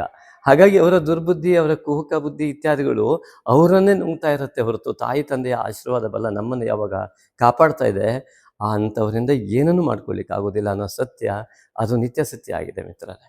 ಹಾಗಾಗಿ ಸುರೇಶ್ ಸ್ವಾಮಿಯವರೇ, ಇದು ನಮ್ಮ ಉತ್ತರ. ಹಾಗೆಯೇ ಎಲ್ಲರಿಗೂ ಕೂಡ ಹೇಳ್ತೇನೆ, ಈ ಒಂದು ಯಾವ ಚೈತ್ರ ಮಾಸದಕ್ಕೂ ಕೂಡ ಎಲ್ಲರೂ ಉತ್ತಮ ಕಾಮೆಂಟ್ಗಳನ್ನು ಮಾಡಿ ಅಂತ ಕೇಳ್ಕೊಳ್ತೇನೆ. ಲಕ್ಕಿ ಕಾಮೆಂಟಿಗೆ ಸೆಲೆಕ್ಟ್ ಆಗಿ ಮುಂದಿನ ವಿಡಿಯೋವನ್ನು ಖಂಡಿತವಾಗಿ ನೋಡಿ, ತಪ್ಪದೆ ಮುಂದಿನ ವಿಡಿಯೋ ನಿಮಗಾಗಿದೆ. ಈ ಮುಂದಿನ ಭಾಗ. ಧನ್ಯವಾದಗಳು. ಭಗವಾನ್ ಸದ್ಗುರು ಶ್ರೀ ಜಗದ್ಗುರು ಆದಿಶಂಕರಾಚಾರ್ಯರ ನುಡಿಯಂತೆ ಪೂಜೆಗಳಲ್ಲಿ ಅತ್ಯಂತ ಶ್ರೇಷ್ಠ ಪೂಜೆ ಮಾನಸ ಪೂಜೆ. ಲೋಕ ಕಲ್ಯಾಣಾರ್ಥವಾಗಿ ಅನೇಕ ಶ್ರದ್ಧಾಳುಗಳ ನಿರಂತರ ಬೇಡಿಕೆಯ ಮೇರೆಗೆ ಈ ಒಂದು ಶ್ರೇಷ್ಠವಾದ ನಾಗಶಕ್ತಿ ವಿನಾಯಕನ ಮಾನಸ ಪೂಜೆಯನ್ನು ನಾಗಯಜ್ಞೋಪವೀತಧಾರಿಯಾದಂತಹ ನಾಗಶಕ್ತಿ ವಿನಾಯಕನಿಗೆ ಸಮರ್ಪಿಸುತ್ತಿದ್ದೇವೆ. ನಿತ್ಯವೂ ಒಂದೇ ಸಮಯವನ್ನು ನಿರ್ಧರಿಸಿ ನಿಗದಿಪಡಿಸಿಕೊಂಡು ಶ್ರದ್ಧೆ ಭಕ್ತಿಯಿಂದ ಶ್ರದ್ಧಾಳುವು ನಾಗಶಕ್ತಿ ವಿನಾಯಕನ ಈ ಮಾನಸ ಪೂಜಾರಾಧನೆಯನ್ನು ಯಥಾಕ್ರಮವಾಗಿ ಮಾಡಿದಲ್ಲಿ ಸಮಸ್ತ ಫಲಗಳು ಲಭ್ಯವಾಗುವುದರಲ್ಲಿ, ಶ್ರೀ ನಾಗಶಕ್ತಿ ವಿನಾಯಕನ ಸಂಪೂರ್ಣ ಅನುಗ್ರಹ ಸಿಗುವುದರಲ್ಲಿ ಯಾವುದೇ ಸಂದೇಹವಿಲ್ಲ. ಸಂಪೂರ್ಣ ನಂಬಿಕೆಯಿಂದ ಶ್ರದ್ಧಾ ಭಕ್ತಿಗಳನ್ನು ಮೈಗೂಡಿಸಿಕೊಂಡು ಧ್ಯಾನಾವಸ್ಥೆಯಲ್ಲಿ ಕುಳಿತು ಬೆನ್ನನ್ನು ನೇರವಾಗಿ ಇಟ್ಟುಕೊಂಡು ಕಣ್ಣನ್ನು ಮುಚ್ಚಿಕೊಂಡು ನಿಧಾನವಾದ ಉಸಿರಾಟವನ್ನು ತೆಗೆದುಕೊಳ್ಳುತ್ತಾ ಭವ್ಯ ದಿವ್ಯ ಮೂರ್ತಿಯಾದಂತಹ ನಾಗಶಕ್ತಿ ವಿನಾಯಕನ ಮೂರ್ತಿಯನ್ನು ಮನಸ್ಸಿನ ಪರದೆಯ ಮೇಲೆ ಮೂಡಿಸಿಕೊಂಡು ನಮಗೂ, ನಮ್ಮ ಕುಟುಂಬಕ್ಕೂ, ನಮ್ಮ ಊರಿಗೂ, ನಮ್ಮ ರಾಜ್ಯಕ್ಕೂ, ನಮ್ಮ ದೇಶಕ್ಕೂ, ನಮ್ಮ ಜಗತ್ತಿಗೂ ಕೂಡ ಸಂಪೂರ್ಣವಾಗಿ ನಾಗಶಕ್ತಿ ವಿನಾಯಕನ ಅನುಗ್ರಹ ಉಂಟಾಗಿ ಸಮಸ್ತವೂ ಒಳಿತಾಗಲಿ ಎನ್ನುವ ಮನೋಭಾವದೊಂದಿಗೆ ಸಂಕಲ್ಪ ಮಾಡಿಕೊಳ್ಳಬೇಕು. ಅಸ್ಮಿನ್ ಶುಭ ದಿನೇ ಮಮ ಸಮಸ್ತವಿಧ ದೋಷ ನಿವಾರಣದ್ವಾರ ಸಮಸ್ತವಿಧ ಯಶಃ ಪ್ರಾಪ್ತ್ಯರ್ಥಂ ಶ್ರೀ ನಾಗಶಕ್ತಿ ವಿನಾಯಕ ಮಾನಸ ಪೂಜಾರಾಧನಂ ಕರಿಷ್ಯೆ. ಅಥ ಧ್ಯಾನಂ ಪ್ರಸನ್ನವದನಂ ದೇವಂ ಪ್ರಮೋದದಾಯಕಂ ವಿಭುಂ ಪ್ರವಿಘ್ನಚ್ಛೇದಕಂ ದಿವ್ಯಂ ಪ್ರವಂದೇ ಫಲದಾಯಿನಂ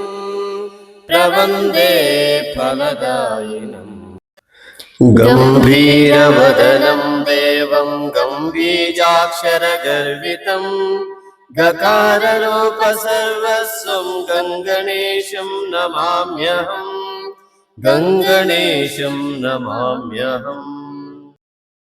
ವಿದ್ಯಾ ವಿವಾಹ ಯಜ್ಞಾನಾಂ ವಂದೇ ವಿಘ್ನ ನಿವಾರಿಣಂ ನಾಗಶಕ್ತಿ ಸಮಾಯುಕ್ತಂ ನಾಗಯಜ್ಞೋಪವೀತಿನಂ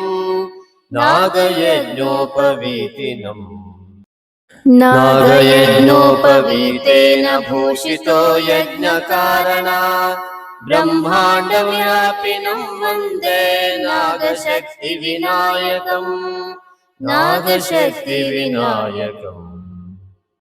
सर्वमङ्गलमाङ्गल्यं सर्वशक्तिप्रदायकम् वन्देऽहं सततं भक्त्या नागशक्तिविनायकम् नागशक्तिविनायकम्।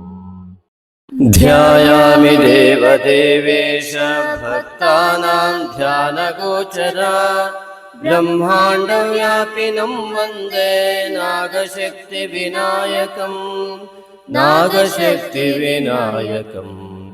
भक्तानां ध्यानगोचराय नमः ध्यानं समर्पयामि।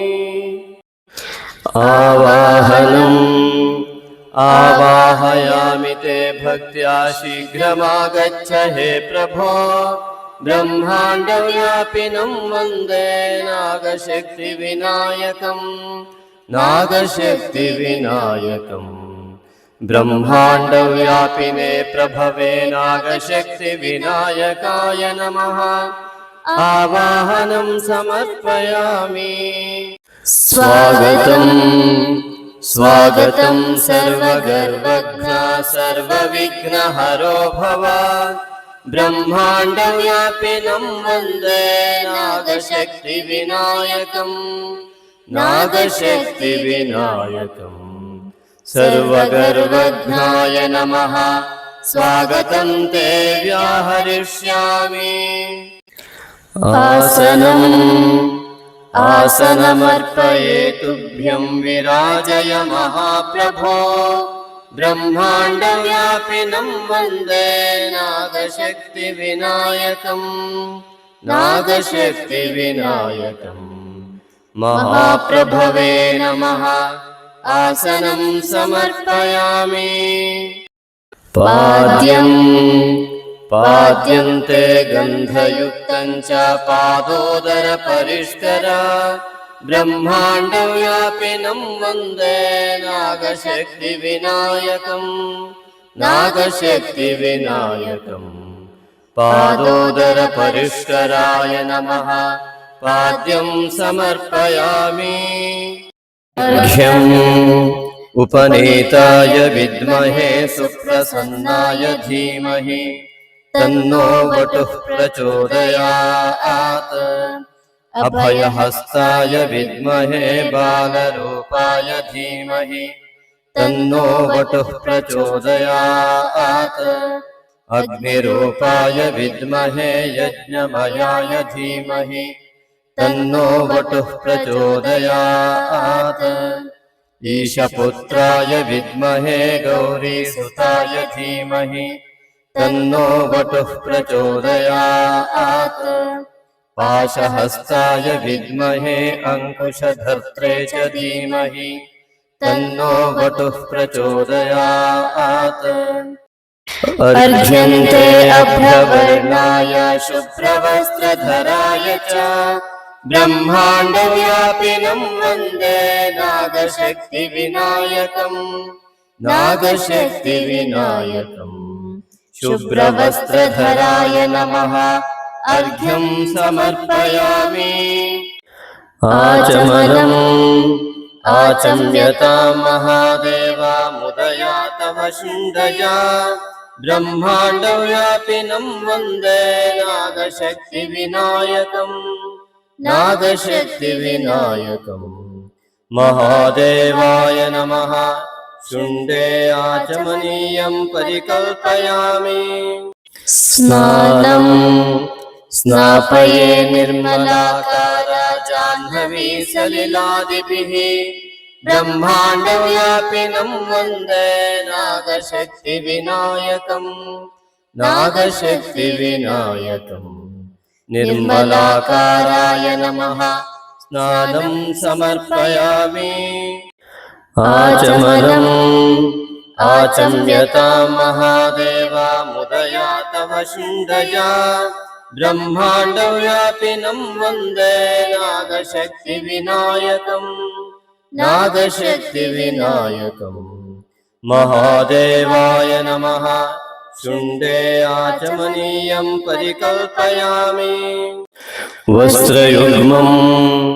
वस्त्रयुग्मं प्रदास्यामि दिव्यैरस्त्रैर्विभूषिता ब्रह्माण्डव्यापिनं वन्दे नागशक्तिविनायकम् दिव्यैरस्त्रैर्विभूषिताय नमः वस्त्रयुग्मं समर्पयामि। यज्ञोपवीतः नागयज्ञोपवीतेन भूषितो यज्ञकारणात् ब्रह्माण्डव्यापिनं वन्दे नागशक्तिविनायकम्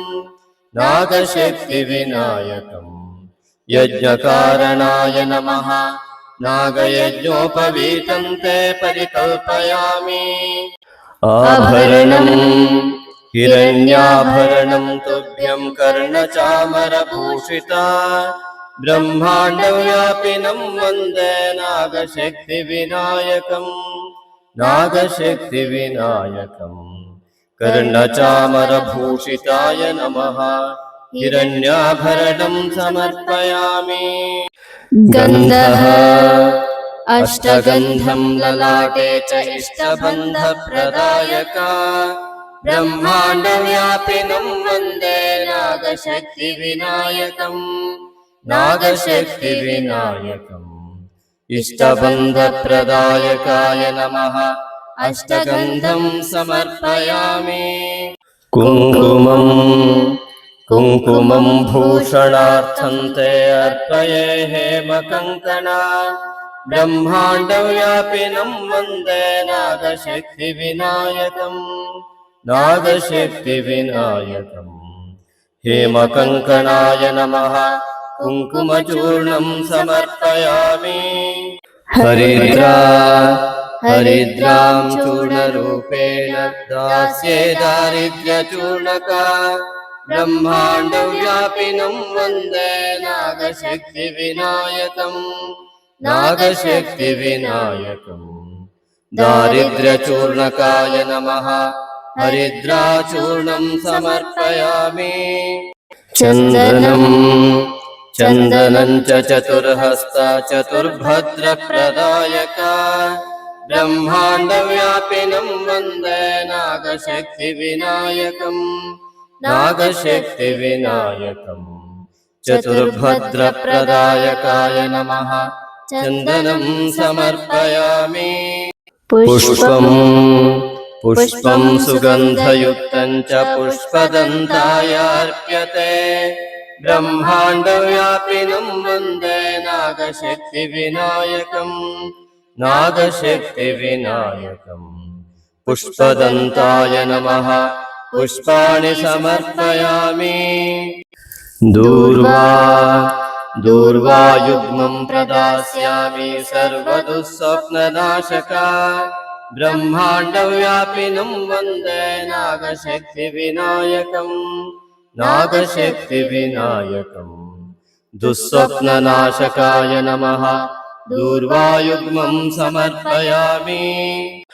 अर्चना ॐ उपनीताय नमः ॐ सुप्रसन्नाय नमः ॐ वटवे नमः ॐ अभयहस्ताय नमः ॐ बालरूपाय नमः ॐ अग्निरूपाय नमः ॐ यज्ञमयाय नमः ॐ ईशपुत्राय नमः ॐ गौरीसुताय नमः ॐ पाशहस्ताय नमः ॐ अंकुशधर्त्रे नमः ॐ नागशक्तिविनायकाय नमः। तव नामार्चनं पुण्यं प्रसीद गणनायका ब्रह्माण्डव्यापिनं वन्दे नागशक्तिविनायकम् गणनायकाय नमः नामपूजां समर्पयामि। धूपमाघ्रापये तुभ्यं धूर्जटेः प्रियनन्दन ब्रह्माण्डव्यापिनं वन्दे नागशक्तिविनायकम् धूर्जटेः प्रियनन्दनाय नमः धूपमाघ्रापयामि। दीपः सुदीपास्ते प्रदर्श्यन्ते अज्ञानध्वान्तनाशका ब्रह्माण्डव्यापिनं वन्दे नागशक्तिविनायकम् नागशक्तिविनायकम् अज्ञानध्वान्तनाशकाय सुज्ञानकारिणे नमः सुदीपं ते दर्शयामि नैवेद्यम् लम्बोदरमहाकाय फलवैविध्यमर्पये ब्रह्माण्डव्यापिनं वन्दे नागशक्तिविनायकम् नागशक्तिविनायकम् प्राणाय नमः अपानाय नमः व्यानाय नमः उदानाय नमः समानाय नमः लम्बोदरमहाकायाय नमः समर्पितनैवेद्यैः तृप्तो भव आचमनम् आचम्यतां महादेवा मुदया तव शुण्डया ब्रह्माण्डव्यापिनं वन्दे नागशक्तिविनायकम् नागशक्तिविनायकम् महादेवाय नमः शुण्डे आचमनीयं परिकल्पयामि हस्तप्रक्षालनम् हस्तौ क्षालय देवेश सोमसूर्याग्निलोचना ब्रह्माण्डव्यापिनं वन्दे नागशक्तिविनायकम् नागशक्तिविनायकम् सोमसूर्याग्निलोचनाय नमः हस्तप्रक्षालनं समर्पयामि नीराजनं गृहाणेदं सुमङ्गलनिरञ्जना ब्रह्माण्डव्यापिनं वन्दे नागशक्तिविनायकम् नागशक्तिविनायकम् सुमङ्गलनिरञ्जनाय नमः नीराजनं समर्पयामि पुष्पाञ्जलिः पुष्पाञ्जलिस्तु भक्त्या च सदन्ताभयमुद्रका ब्रह्माण्डव्यापिनं वन्दे नागशक्तिविनायकम् नागशक्तिविनायकम् सदन्ताभयमुद्रकाय नमः पुष्पाञ्जलिं समर्पयामि प्रदक्षिणनमस्कारः प्रदक्षिणनमस्काराः क्रियन्ते पापनाशका ब्रह्माण्डव्यापिनं वन्दे नागशक्तिविनायकम्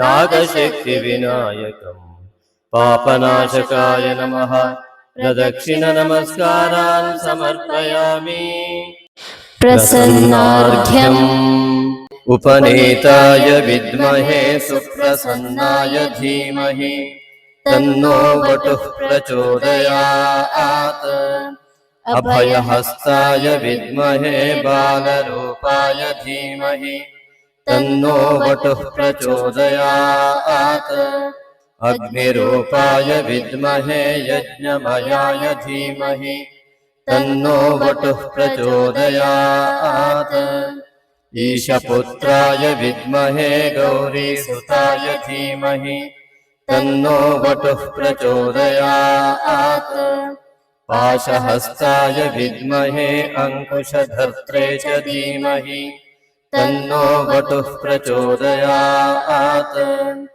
अर्घ्यन्ते अभ्रवर्णाय शुभ्रवस्त्रधराय च ब्रह्माण्डव्यापिनं वन्दे नागशक्तिविनायकम् नागशक्तिविनायकम् शुभ्रवस्त्रधराय नमः ಪ್ರಸನ್ನಾರ್ಘ್ಯಂ ಸಮರ್ಪಯಾಮಿ. ಭಕ್ತಿಯಿಂದ ಪ್ರಾರ್ಥಿಸಿಕೊಳ್ಳುವುದು. ಹೇ ನಾಗಶಕ್ತಿ ವಿನಾಯಕ, ನಾನು ಮಾಡುವ ಎಲ್ಲ ಯೋಚನೆಗಳನ್ನು, ನಾನು ಮಾಡುವ ಎಲ್ಲ ಕೆಲಸಗಳನ್ನು, ನಾನು ಆಡುವ ಎಲ್ಲ ಮಾತುಗಳನ್ನು ನಿನಗೇ ಅರ್ಪಿಸುತ್ತೇನೆ, ನಿನ್ನ ಪಾದಾರವಿಂದಗಳಲ್ಲಿ ಅರ್ಪಿಸುತ್ತೇನೆ. ಹೇ ನಾಗಶಕ್ತಿ ವಿನಾಯಕ, ನನ್ನ ಯೋಚನೆಗಳೆಲ್ಲವೂ ಕೂಡ ನಿನ್ನ ಧ್ಯಾನ, ನಾನು ಮಾಡುವ ಕೆಲಸಗಳೆಲ್ಲ ನಿನ್ನ ಸೇವೆ, ನಾನಾಡುವ ಎಲ್ಲ ಮಾತುಗಳು ನಿನ್ನ ಸ್ತುತಿ. ಹೇ ನಾಗಶಕ್ತಿ ವಿನಾಯಕ, ನನ್ನ ಪೂರ್ವಜನ್ಮದ ಜನ್ಮಾಂತರದ ಎಲ್ಲ ದೋಷಗಳನ್ನು, ಈ ಜನ್ಮದಲ್ಲಿ ಉಂಟಾದ ಎಲ್ಲ ದೋಷಗಳನ್ನು ಮತ್ತು ಕುಟುಂಬದಿಂದ ಬಂದ ಸಮಸ್ತ ದೋಷಗಳನ್ನು ನಿವಾರಣೆ ಮಾಡಿ ಅನುಗ್ರಹಿಸು. ನನಗೂ ನನ್ನ ಕುಟುಂಬಕ್ಕೂ ಕುಲಕ್ಕೂ ನಮ್ಮ ದೇಶಕ್ಕೂ ನಮ್ಮ ಜಗತ್ತಿಗೂ ಕೂಡ ಸಂಪೂರ್ಣ ನಿನ್ನ ಅನುಗ್ರಹದ ಮೂಲಕ ಶಾಂತಿ ಉಂಟಾಗಲಿ, ಸಮಸ್ತ ವಿಧವಾದ ಒಳಿತುಂಟಾಗಲಿ. ನಾನು ನಿನಗೆ ಶರಣಾಗಿದ್ದೇನೆ. ಮನಸೋದ್ದಿಷ್ಟ ಪ್ರಾರ್ಥನಾಂ ಸಮರ್ಪಯಾಮಿ. ಅನೇನ ಶ್ರೀನಾಗಶಕ್ತಿ ವಿನಾಯಕ ಮಾನಸ ಪೂಜಾರಾಧನ ಕರ್ಮಣ ಶ್ರೀನಾಗಶಕ್ತಿ ವಿನಾಯಕ ಪ್ರಿಯತಾ. ಪ್ರಸಾದಃ ಪ್ರಸಾದಂ ದೇಹಿ ಭಗವನ್ ಪ್ರಸೀದ ಮಮ ದೇವತಾ. ಬ್ರಹ್ಮಾಂಡ ವ್ಯಾಪಿನಂ ವಂದೇ ನಾಗಶಕ್ತಿ ವಿನಾಯಕಂ. ನಾಗಶಕ್ತಿ ವಿನಾಯಕಂ ನಾಗಶಕ್ತಿ ವಿನಾಯಕಂ. ಪ್ರಸೀದ ಪ್ರಸೀದ ಪ್ರಸಾದಂ ದೇಹಿ. ಶ್ರೀ ನಾಗಶಕ್ತಿ ವಿನಾಯಕನ ಅಭಯ ಹಸ್ತದಿಂದ ಸಂಪೂರ್ಣವಾದ ಒಂದು ಅಭಯ ಲಭ್ಯವಾಗಿದೆ. ನಿಧಾನವಾಗಿ ಕೈಗಳನ್ನು ಉಜ್ಜಿ ಕಣ್ಣುಗಳ ಮೇಲೆ ಅಂಗೈಗಳನ್ನು ಇಟ್ಟುಕೊಂಡು ನಿಧಾನವಾಗಿ ಕಣ್ತೆರೆದು ಆ ನಾಗಶಕ್ತಿ ವಿನಾಯಕನನ್ನು ಮನಸ್ಸಿನಲ್ಲಿ ಸ್ಮರಿಸುತ್ತಾ ಈ ದಿನ ಸಂಪೂರ್ಣವಾಗಿ ನಾಗಶಕ್ತಿ ವಿನಾಯಕನ ಸಂಪೂರ್ಣ ಅನುಗ್ರಹದಿಂದ ಸಮಸ್ತ ಶುಭವುಂಟಾಗಲಿದೆ ಎಂಬುದಾಗಿ ಭಾವಿಸಿ ನಿತ್ಯ ಶ್ರೀ ನಾಗಶಕ್ತಿ ವಿನಾಯಕನ ಮಾನಸ ಪೂಜೆಯನ್ನು ಮಾಡಿ ನಿತ್ಯವೂ ಧನ್ಯರಾಗಿ. ನಮ್ಮನ್ನು ಸೃಷ್ಟಿಸಿದ ದೇವರಿಗೆ ಋಣಿಯಾಗಿ ದಾನದಲ್ಲೇ ಶ್ರೇಷ್ಠವಾದ ದಾನವಾದ ಸಾತ್ವಿಕ ದಾನವನ್ನು ಮಾಡಲು ಸಹೃದಯ ಆಸಕ್ತ ದಾನಿಗಳಿಗಿದು ಪುಣ್ಯಕಾಲ. ಶ್ರೀ ನಾಗಶಕ್ತಿ ವಿನಾಯಕನ ದೇವಾಲಯ ನಿರ್ಮಾಣಕ್ಕಾಗಿ ಭಕ್ತಿಭಾವದಿಂದ ನೀವು ನೀಡುವ ಒಂದೊಂದು ರೂಪಾಯಿಯೂ ನಿಮ್ಮ ಅನೇಕ ತಲೆಮಾರುಗಳವರೆಗೆ ಪುಣ್ಯವನ್ನು ಪ್ರವಹಿಸುವ ದೇಣಿಗೆಯಾಗಿರುವುದು. ಈಗಾಗಲೇ ಶಿವಮೊಗ್ಗದ ಶಕ್ತಿಧಾಮ ಟೌನ್ಶಿಪ್ನಲ್ಲಿ ನಿರ್ಮಾಣ ಹಂತದಲ್ಲಿರುವ ಶ್ರೀ ನಾಗಶಕ್ತಿ ವಿನಾಯಕನ ದೇವಾಲಯಕ್ಕೆ ಸುಮಾರು 1.5 ಕೋಟಿಯಷ್ಟು ನಿರ್ಮಾಣ ವೆಚ್ಚ ತಲುಪಬಹುದೆಂದು ಅಂದಾಜಿಸಿದ್ದು, ದೈವೇಚ್ಛೆಯಂತೆ ಭಕ್ತಿಯುಕ್ತ ಮುಕ್ತ ಮನಸ್ಸಿನಿಂದ 9448507161 ಈ ನಂಬರಿಗೆ ನಿಮಗೆ ದೇವಪ್ರೇರಣೆಯಾದಷ್ಟು ದೇಣಿಗೆಯನ್ನು ಫೋನ್ಪೇ ಅಥವಾ ಗೂಗಲ್ ಪೇ ಮಾಡಿ ರಿಸಿಪ್ಟನ್ನು ವಾಟ್ಸಪ್ ಮಾಡಿ ಟೆಂಪಲ್ ಅಥವಾ ದೇವಾಲಯವೆಂದು ನಮೂದಿಸಿದಲ್ಲಿ ಸೂಕ್ತ ದೇಣಿಗೆಗೆ ವಾಟ್ಸಪ್ನಲ್ಲಿ ರಶೀದಿ ಕಳುಹಿಸಲಾಗುವುದು. ಹೆಚ್ಚಿನ ಮಾಹಿತಿಗಾಗಿ ವಾಟ್ಸಪ್ ಮೂಲಕ ಸಂಪರ್ಕಿಸಬಹುದು. ಸರ್ವೇ ಜನಾಃ ಸುಖಿನೋ ಭವಂತು.